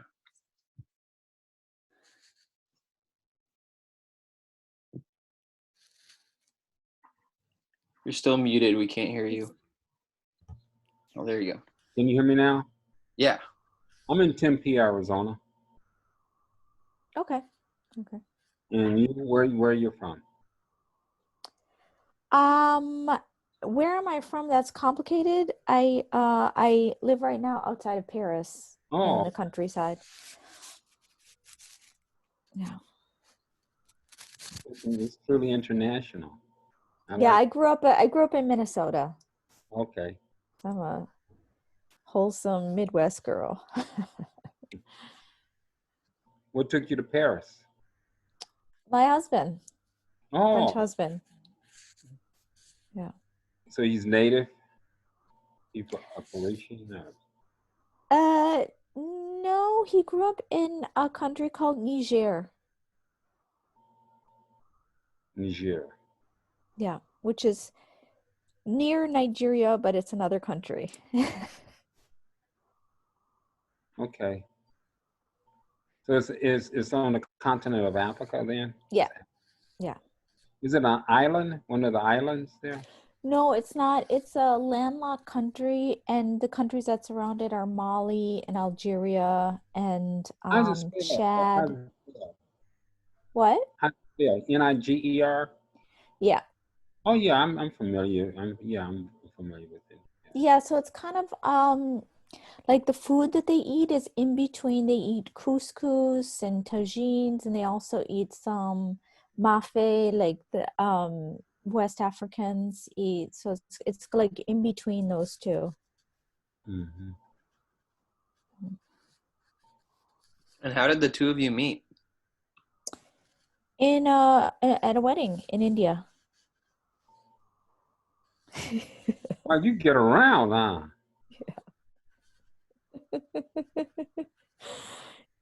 If you're single, I highly suggest weddings in India. They're very romantic and fertile. Was it a big wedding? Yeah, but not for Indian standards. Mm-hmm. There were, I don't know, 150 people there, maybe something like that. So for Indian standards, they're larger? Yeah, Indian weddings can be pretty big. This was smaller, and there was like a main contingent of friends who came from all around the world because the bride was she worked at the UN at UNESCO. So okay. Yeah, it was kind of bizarre mishmash of Africans and Parisians and Indians and A United Nations wedding. yeah, we all snuck in champagne though. For everyone who came in from France had to bring champagne.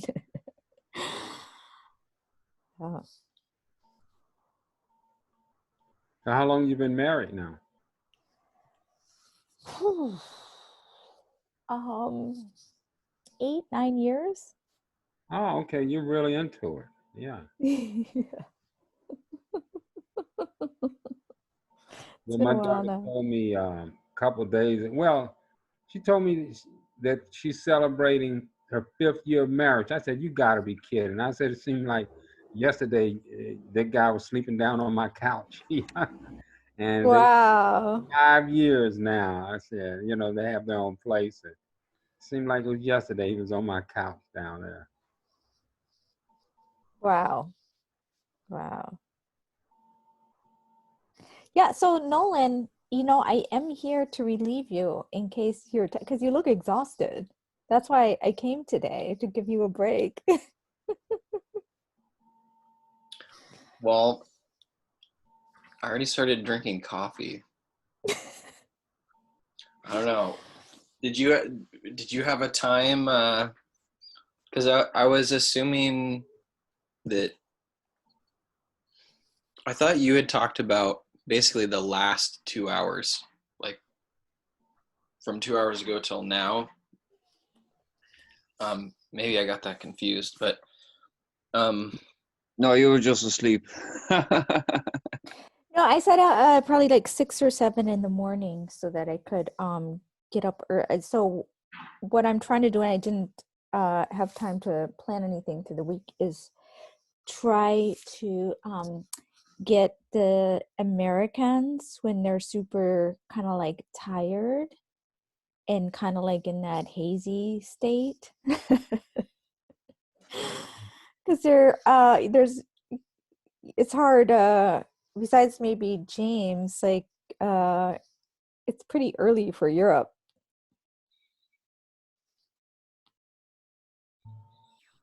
so when Well, it's 5:07 a.m. here now, and I've been on this block party since it started at 6 a.m. yesterday. So, That's or well, crazy. 2 o'clock for me in the afternoon. Like, so I've been on since 2 o'clock this afternoon, and it's now 7:05 in the morning, and I'm going to get a couple of hours sleep. So hang in there, Nolan. You'll do it all right. But throw some water on your face, man. That's a good tip. Make sure it's cold. Sure. Only joking, no kids. No, it does help though. It does.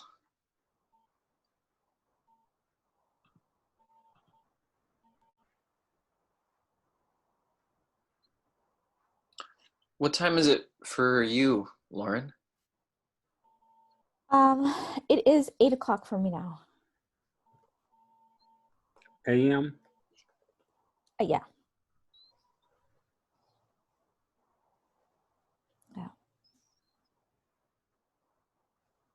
Yeah, my problem is I'm trying to catch a bit of sleep now, and the sun is after coming up, so I can never sleep when the sun is up. I think I don't know, but I'll try. Sorry, go on. I'm going to have to turn down the volume. I'm going to have to turn down the volume, or I'll never go to sleep. Yeah.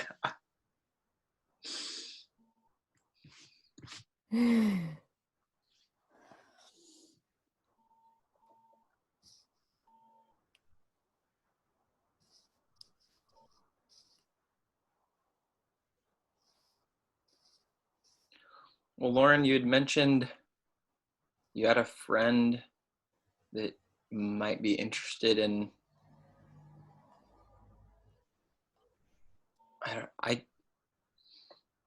Do you know what I'm talking about? I think last week you said you kind of wanted to bring a friend along to maybe help with some of these creations that you're thinking about. Yeah, and I just didn't have time this week to organize anything, but Sure. Yeah, no worries. yeah. But I'm kind of developing. I have this DAO meeting on Wednesday, so I'm trying to come in and prepare for kind of like a period production where if you get things, like I'm trying to get things ready so that people can they have stuff to kind of work with, and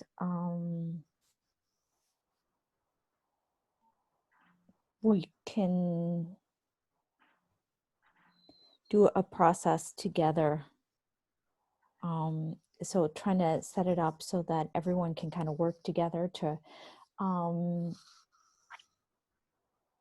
kind of take a conversation and represent it in ways that outsiders can see quickly.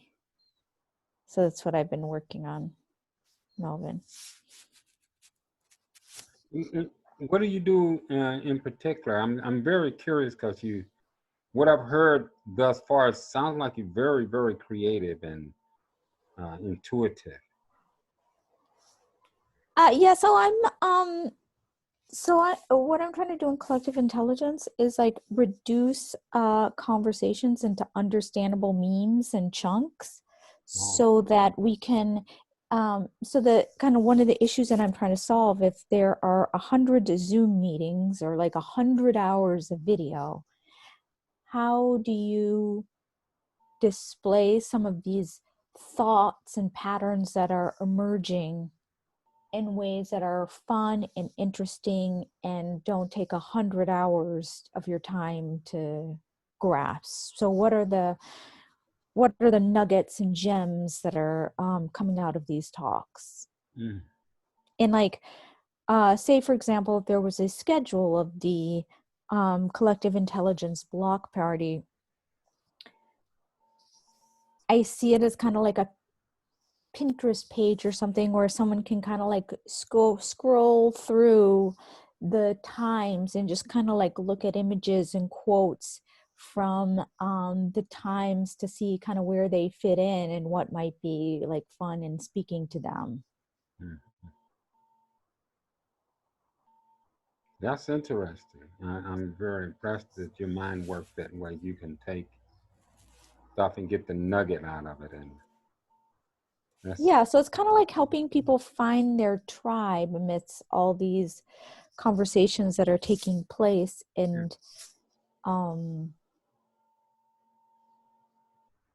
yeah, so you know, and also it's about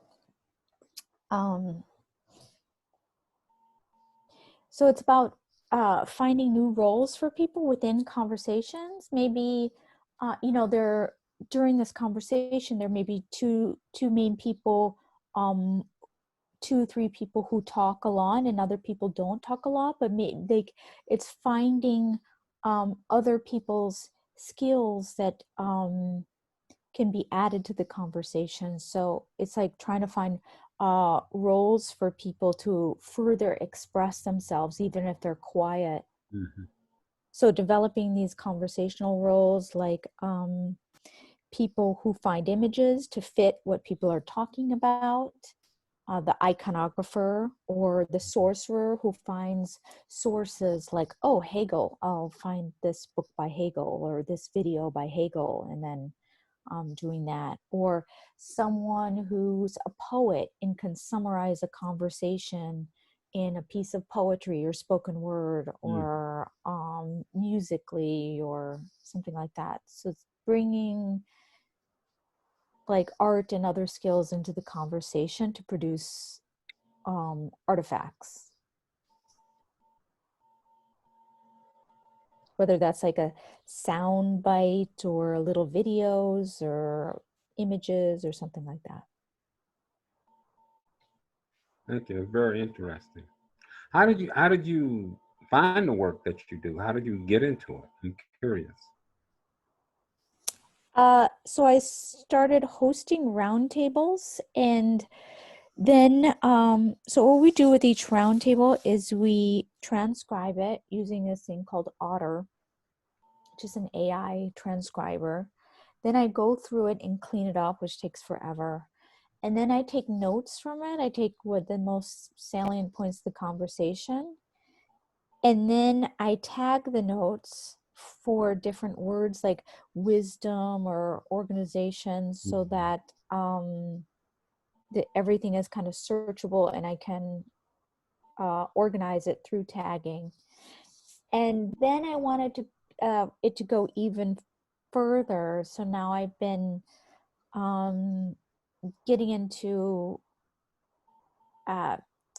trying to do, because it takes me so much time, like an inordinate amount of time to do this. So I'm trying to find ways to do this in the flow and getting other people to help me, or to, make it a group effort. So because when I'm doing it, it's all about my brain and how I'm perceiving things, and my brain isn't the same as anyone else's. So it's like what I think is important in my own curation, and not the kind of collective intelligence of curation of what's important. Well, as a suggestion towards that, Lauren, I would say that going on the recordings, the past recordings of past shows, would be rather than try and getting a group of people of your friends to try and meet at this particular time, if that's not suitable for them. There are the past recordings on YouTube of the past shows, and from what I know, that Nolan has been working on transcribing some of those past ones. So if any of those are past videos are transcribed, Nolan, perhaps you could pass on the transcriptions. That like, I know you can't pass them all on to Lauren, and she can't sift through all them. But what I'm saying is, if we who have been involved in the collective conversations can suggest little nuggets of information, of clips or conversations that took place in past shows, and therefore you would know where to look and get the transcripts for them and give Lauren the copy of the transcript, and which video to look up herself, and with her friends as well. They can review the conversation and look at the transcript as well, to work on that in their own time as well. And I would suggest that starting with the essence of our problems that we face, being the start of the memes, therefore the collective intelligence then is shown as a way of tackling, talking about these problems and trying to come to solutions about these problems. So I would suggest for Lauren, for yourself and for your group, the best video I could point out to you would be, as I did to Melvin earlier, Block Party number 4, #4. It would be number 3 of the third conversation of number 9 of 9. So 3 of 9. Block Party 4, 3 of 9. And that was where Dr. Yetow and some members of the UN and we had a member from the Vatican Bank, a number of people talking there together about the priority situations before the present situation arose with the pandemic. And these were the priorities that the collective intelligence were addressing prior to the pandemic situation.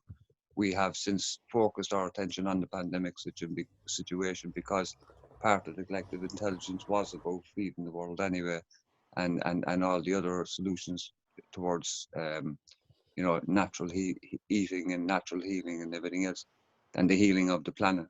So the essence of all our problems are in that one video alone.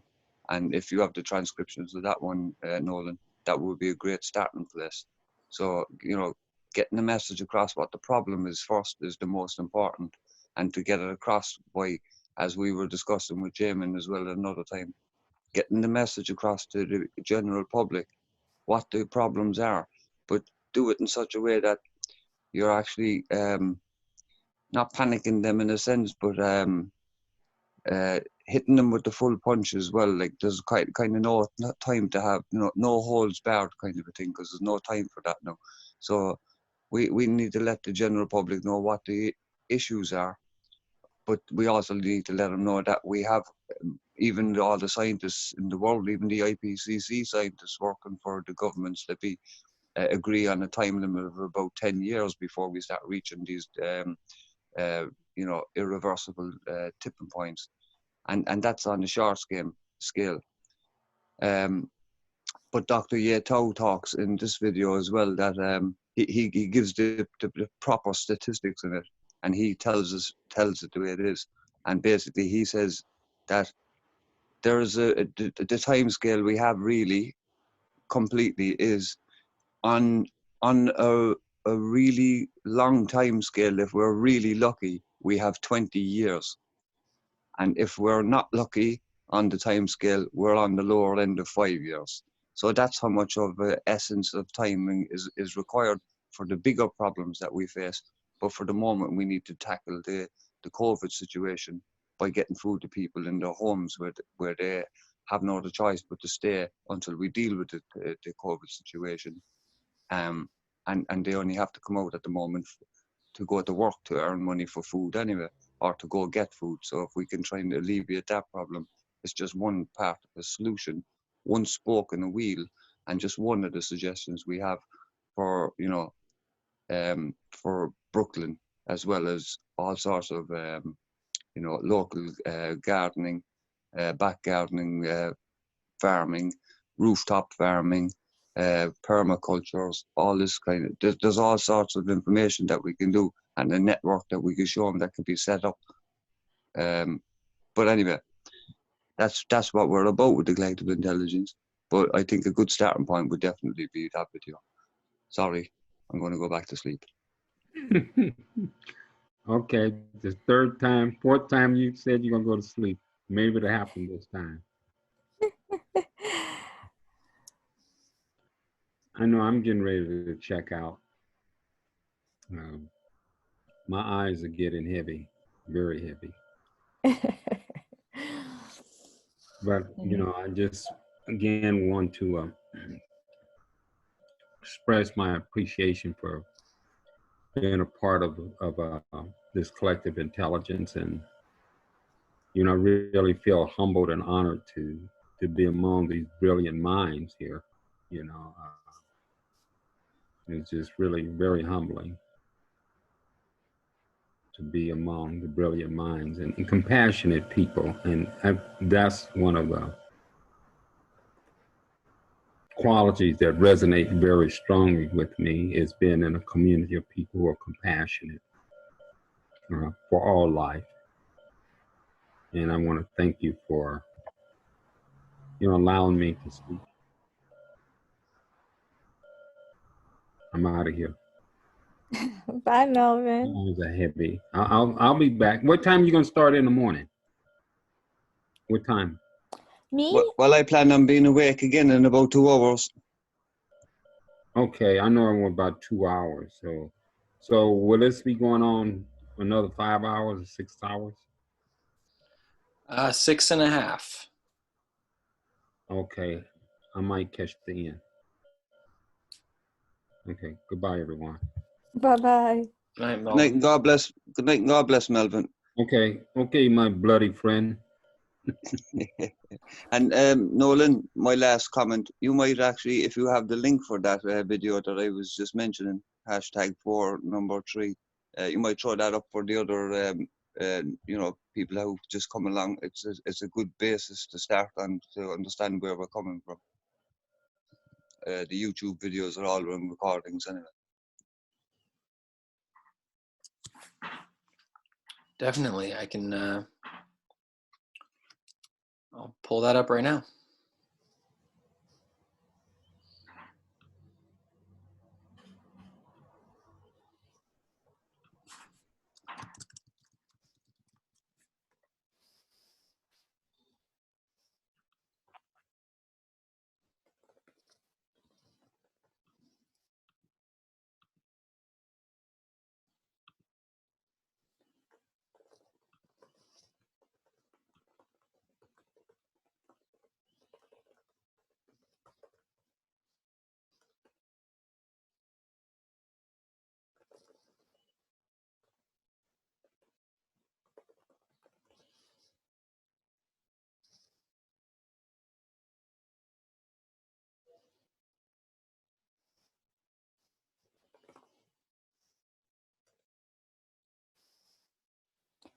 I'll just share my. It says host has disabled screen sharing. Oh, yeah, apparently we had some issues with that earlier, but let me enable it again. You should be able to now.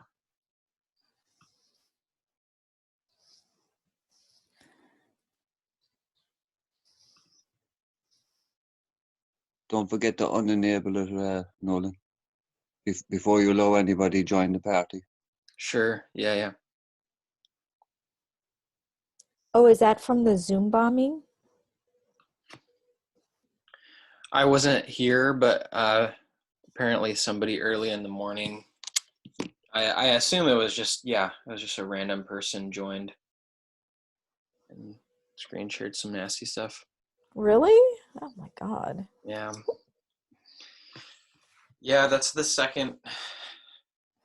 Well, we had one giant Zoom bomb where like 30 people came into the room all at once, but that was several weeks ago. I kind of figured that people.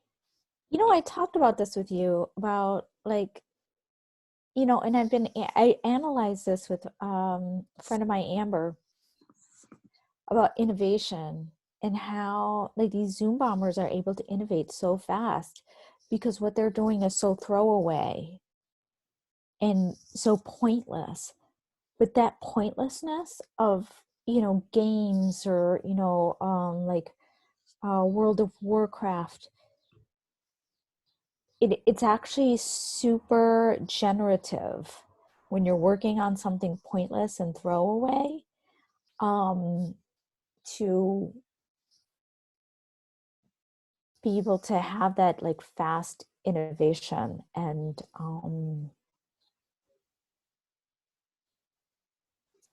like creativity and that unity in terms of like building something up. Yeah, I definitely see what you're saying when it comes to the kind of there's like what I imagine happened when we got Zoom bombed is there is basically just a community already formed that somebody dropped a link in, and you know, and basically the agenda is just show up and do whatever, right? And some people tried really hard to make it especially obscene, but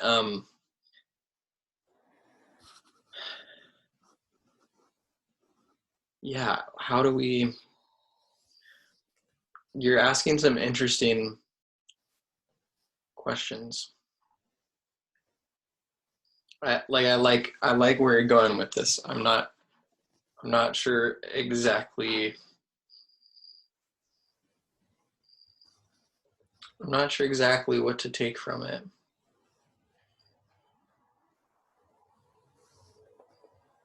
Well, I would like to interject in again, if you don't mind, in the sense that what I got from the first time we were Zoom bombed by that group of, they were basically a group of teenagers. You could tell straight away.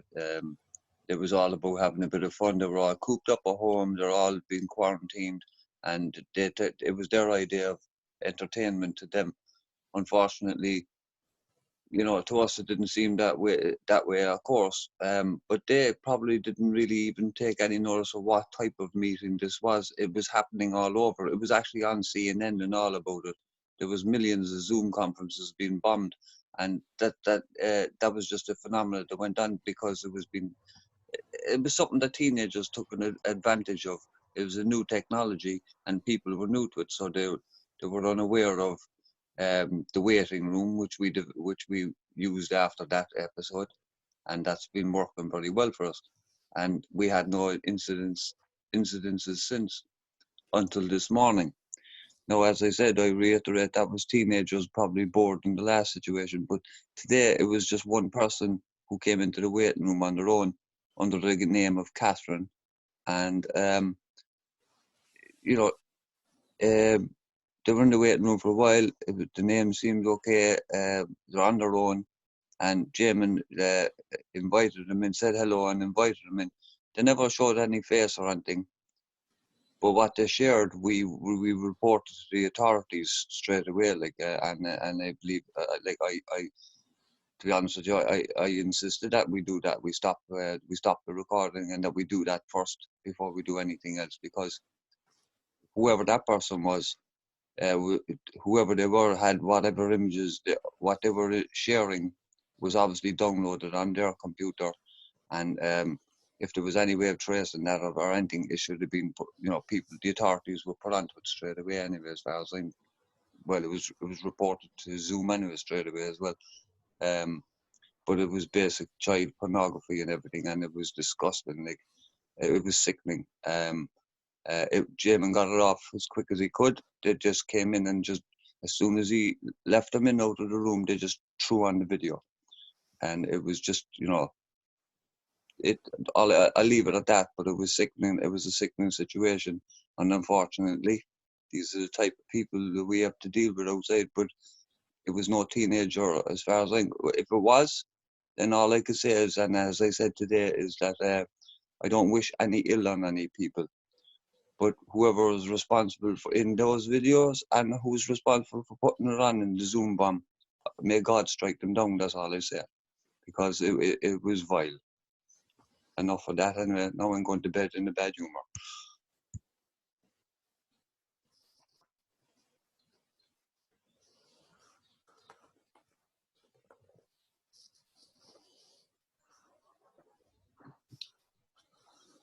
Well, I appreciate you kind of filling the blank there, James.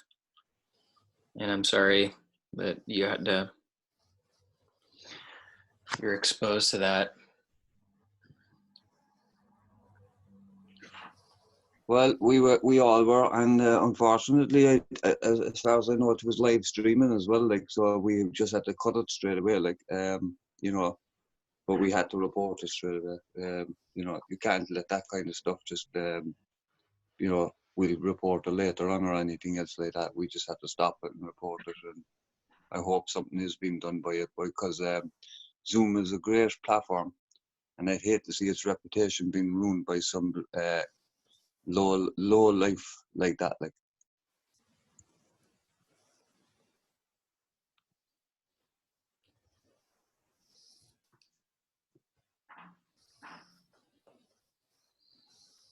Well, fortunately, they made some of the security features in Zoom far easier to access and toggle like inside of the meeting, which has given us some more control over that. So Yeah, exactly. I mean, that's why I was reiterating with you when Lauren shares. I don't want to go on now. I'm sorry, Lauren. I know you want to share. When Lauren shares, just to make sure you switch back to share to yourself again, that you have the control of that. Especially before letting anyone else into the room. And all right, sorry. Good night. No, I appreciate you reminding me. Thank you.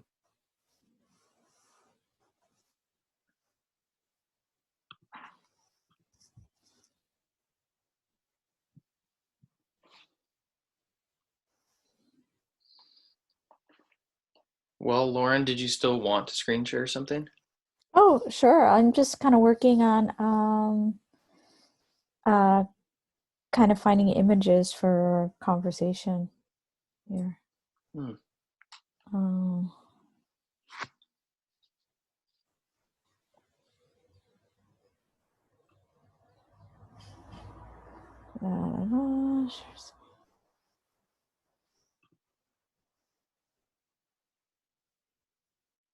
Can you see this?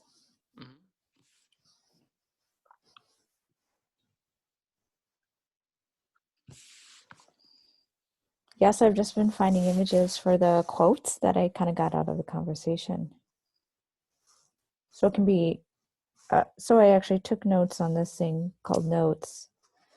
And then I've just been kind of transferring it over to here and finding the little, like the references to Harry Potter and stuff like that.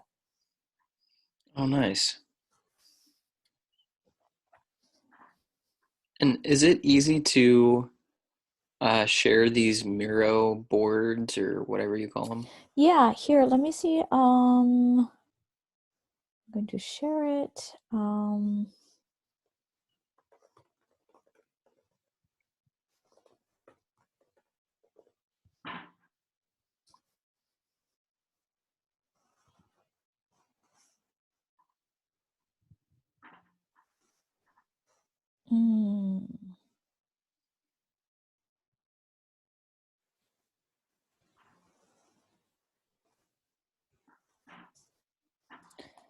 Okay, here we go. So this is so I think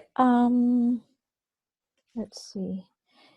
There are two ways to do it. Oh God, where's the chat? I think if you hit the, oh, Here. So here's one. I think you have to sign in though. But then if you sign in, you can move stuff around, I believe. So I'm still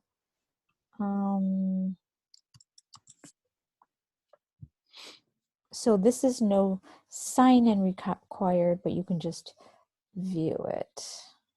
Stop. Sorry, I have to. So I gave you two links. The first one, you have to sign in, but you can edit. You can co-edit. And the second one, you don't have to sign in, but can just view it.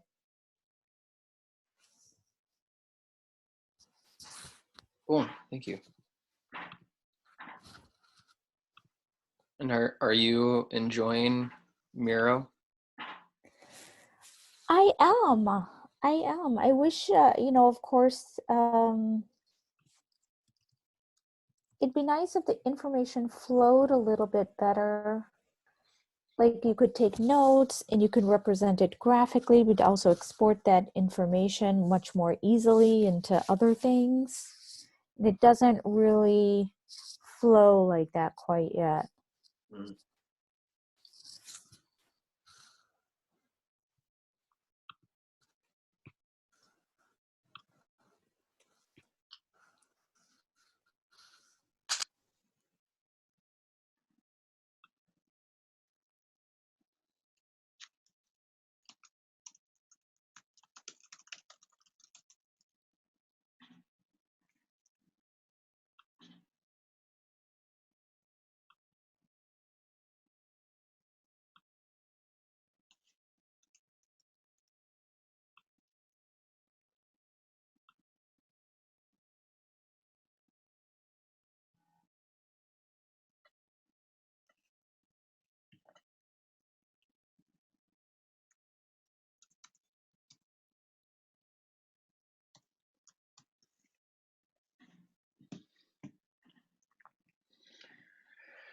How did the last Metacogs meeting go? I didn't end up going.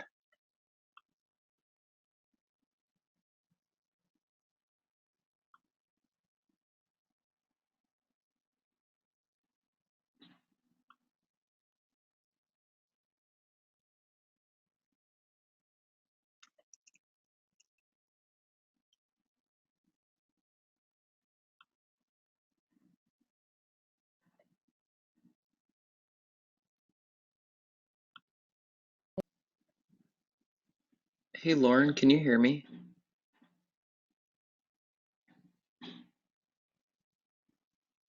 Hmm. Oh, okay. I think I can hear you now. Can you hear me? Yeah.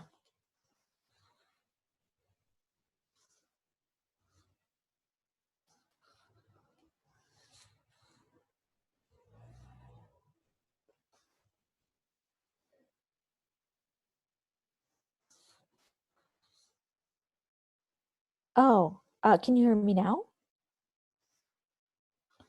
Oh, yeah. So it was good. It's gaining momentum. Yeah.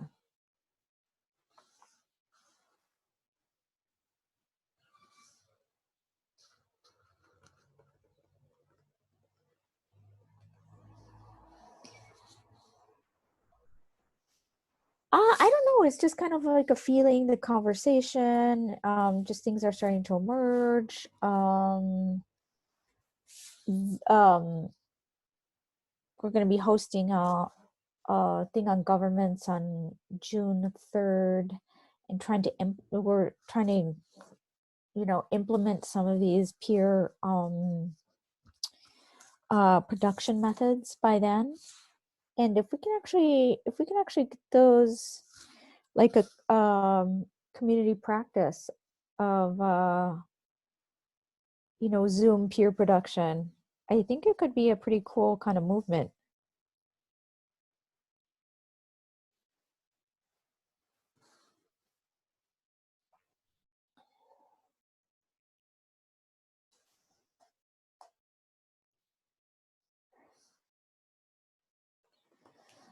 There's some kind of so David Boville's organizing this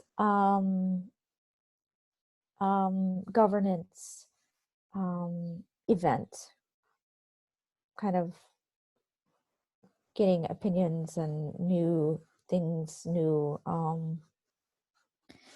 perspectives on governance. And we're going to try to unveil some of these things during that meeting.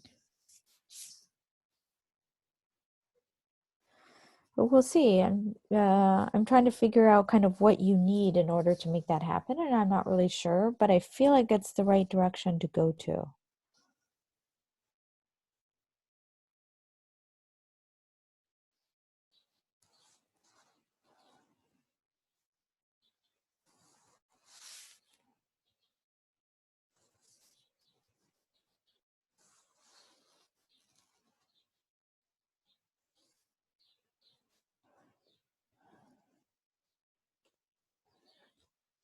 Sorry, I'm kind of quiet. I'm just working on this, and I don't want to work on it for too long because I actually want to go out on my walk because I have to do that before 10 because of the regulations.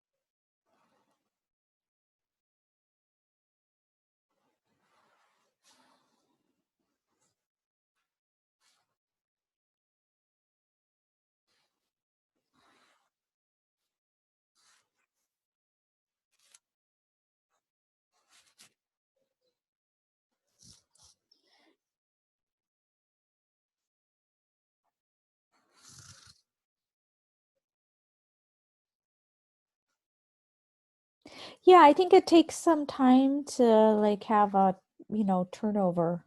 But yeah, so I just don't know. It's kind of like I'll show up. I'm gonna try for 6 a.m. my time, which is 9 o'clock your time, I believe. But it might take me like, today I aimed for 6, but got here at 6:30 my time because 6 is a little early. But I'm trying to do that to still, that's midnight in New York. So this would be what I would be aiming for.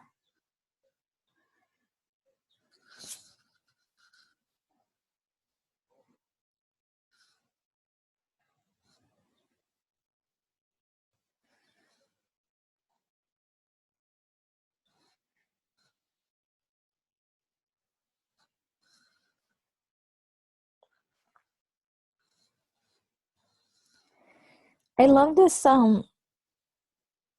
this fruit thing. Did you see my like misshapen fruit? I thought that was hilarious. I mean, and it is like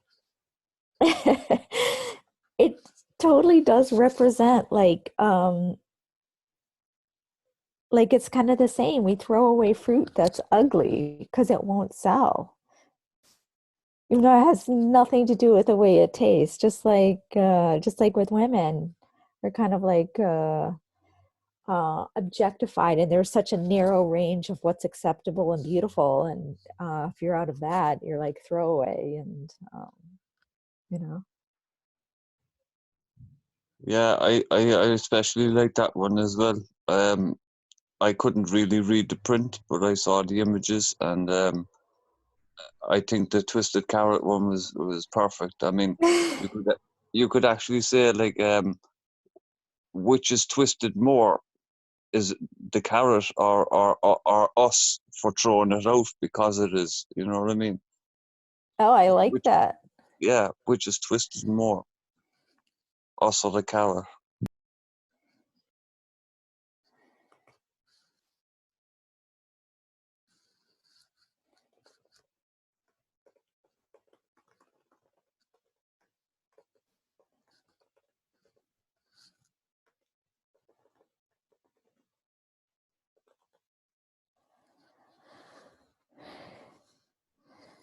Yeah, which is twisted more, the carrot or us for throwing it out?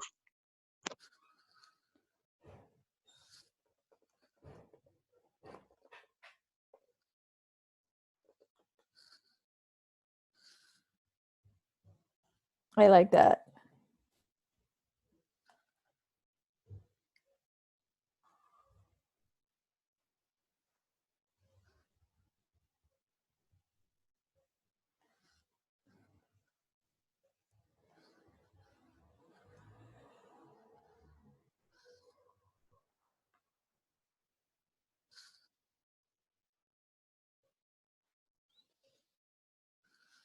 Yeah, see, there are a lot of gems here that I don't know, I think it's kind of fun to look at with the pictures. It kind of illustrates the conversation.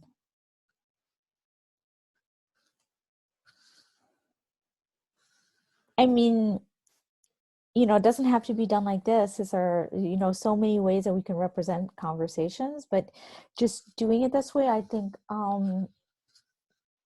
can release something where, people can get inspired and, do their own representations.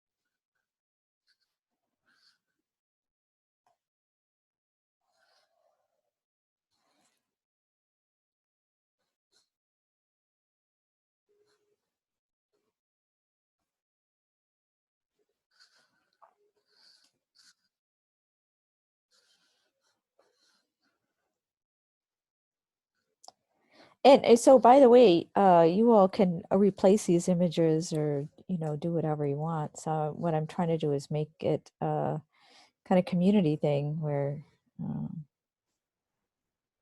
I also have, so I have the notes someplace else. Sometimes I write them in little sticky things, but maybe I can start kind of like transferring them over. Here, hang on.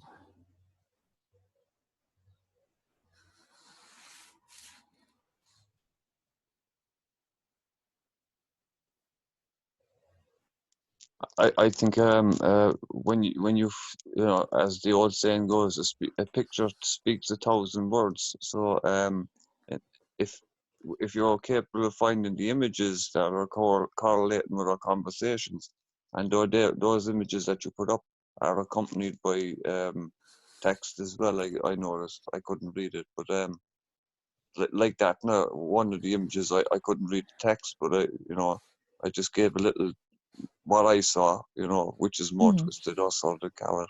But so if we see the images that you're putting up, we could, just like that, we can all come up with whatever comes to our mind and put our own brand on the images as well, so to speak, and use Yeah. that as the index for conversations. Then, as you were saying.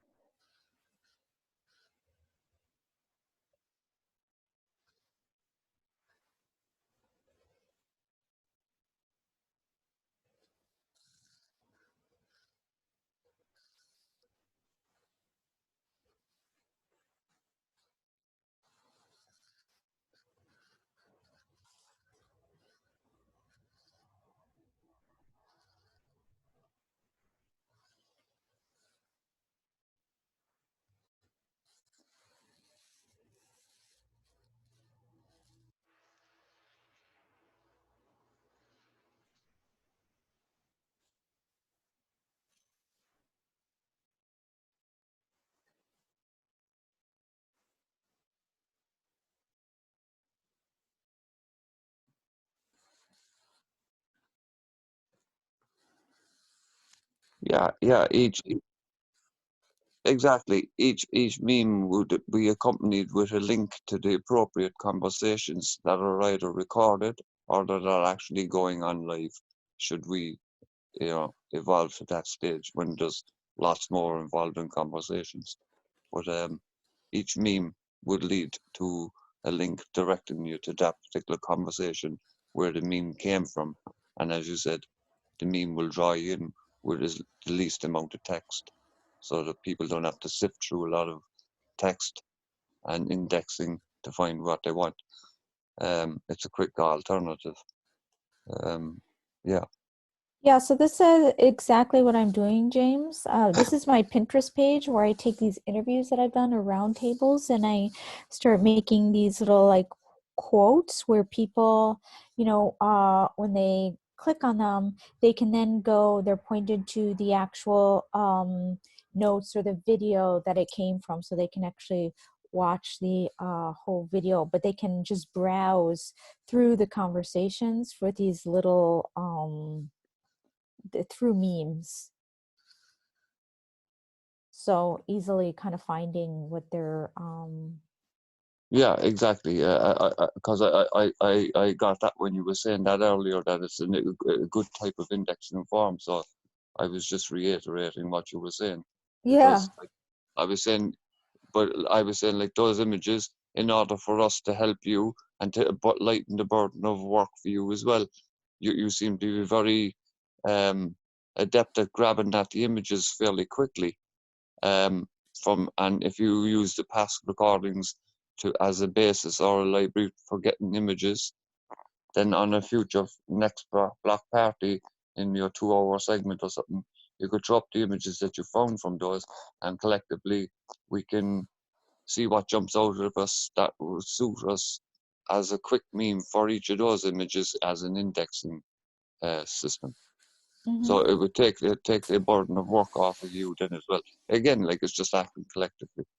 Yeah, so what I'm Again, trying to do, what I'm trying to get Nolan to do too is to kind of take these notes, or like in using something like Miro, and just make up these, like, write down little things on Miro notes.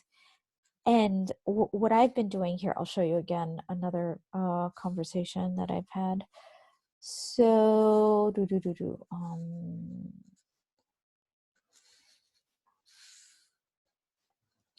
okay, so like in this conversation, so you can kind of search it by different things. We mentioned, so main points we discussed, and then software that we shared, like books that we've shared, people that we love. So I just kind of pull those from the conversation, new vocabulary, things that we want to do, but also within the conversation. So there are these different topics, and I'm just kind of like writing the notes in the conversations, but they're color coded, so I can also tell who is speaking. So you could also just like copy all these notes too and show it by speaker in another box. So you could kind of see at once everyone, one person's contribution, everything that they've said during a thing or during a meeting, which without any more work to do. So yeah, so you can see the different themes of our meeting. Talked about gender, communication, innovation. Yeah, and I'm sure there's a lot more you can do. You can use icons and group things and whatever. So I just, it's a. But if you could do that, if you could, if I could arrive, and we can have some of these sticky notes, then we could kind of delve into the production right away and spend the time kind of what I'm doing now. So what I'm doing, I'm trying to, so we had a conversation and I'm trying to take the notes while we're doing it, but it would be cool if we could arrive and use this time to kind of memify the conversations that have happened previously and kind of like look at the twitches and see how we could, represent those videos in memes and stuff like that. Yeah.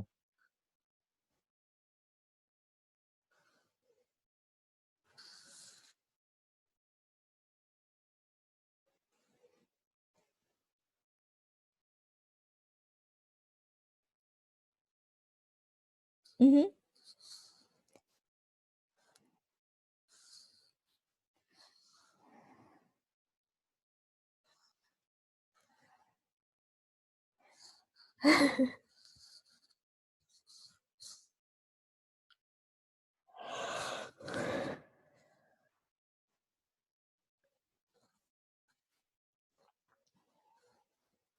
Okay.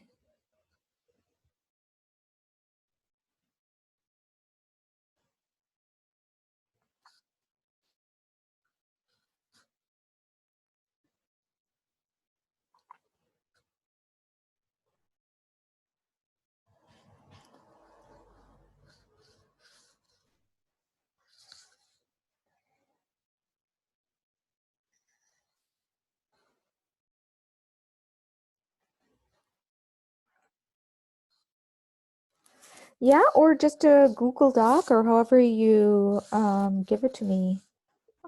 Just little snippets of conversations, like kind of the highlights.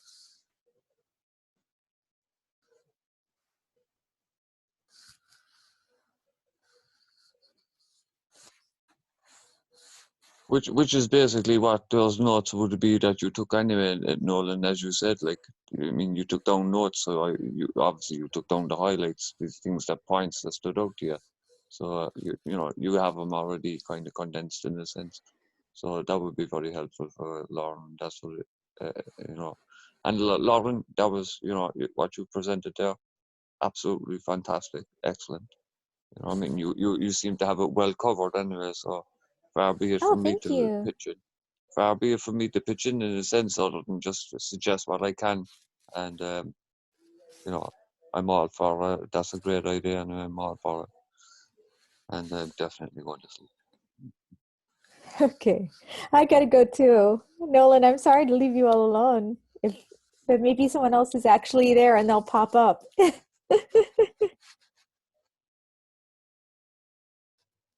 Okay, but I'll work on this next week as well.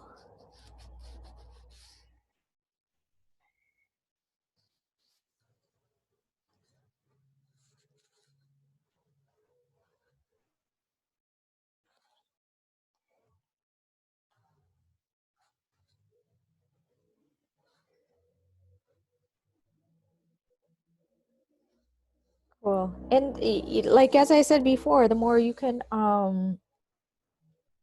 be adept in Twitch and actually learn how to pull those things out of conversation, I think it's a pretty amazing skill to have within a conversation to do that.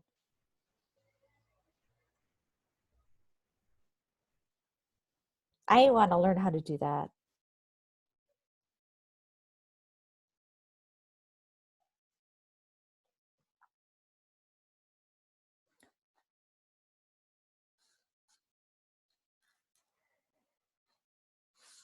Really? Okay. Interesting. Okay.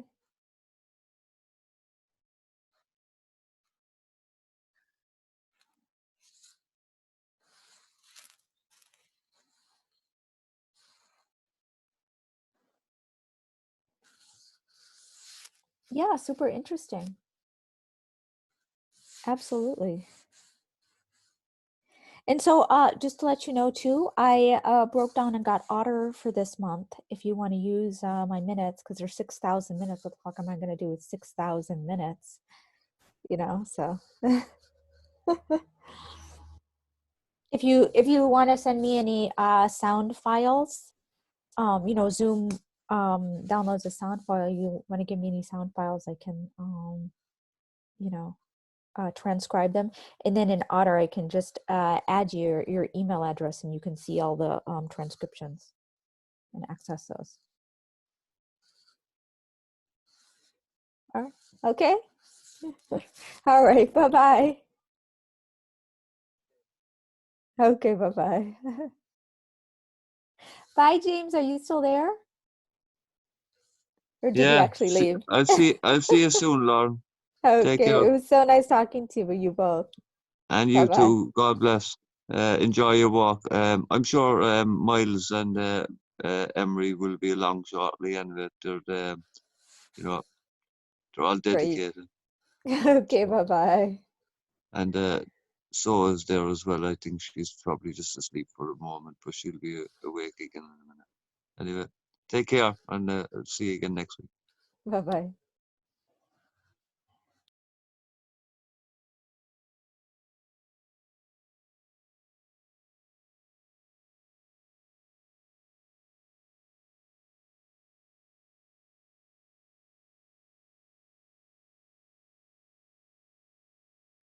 Take the advantage of the quiet moment there, Nolan, and get yourself a bit refreshed by, and you know what I mean?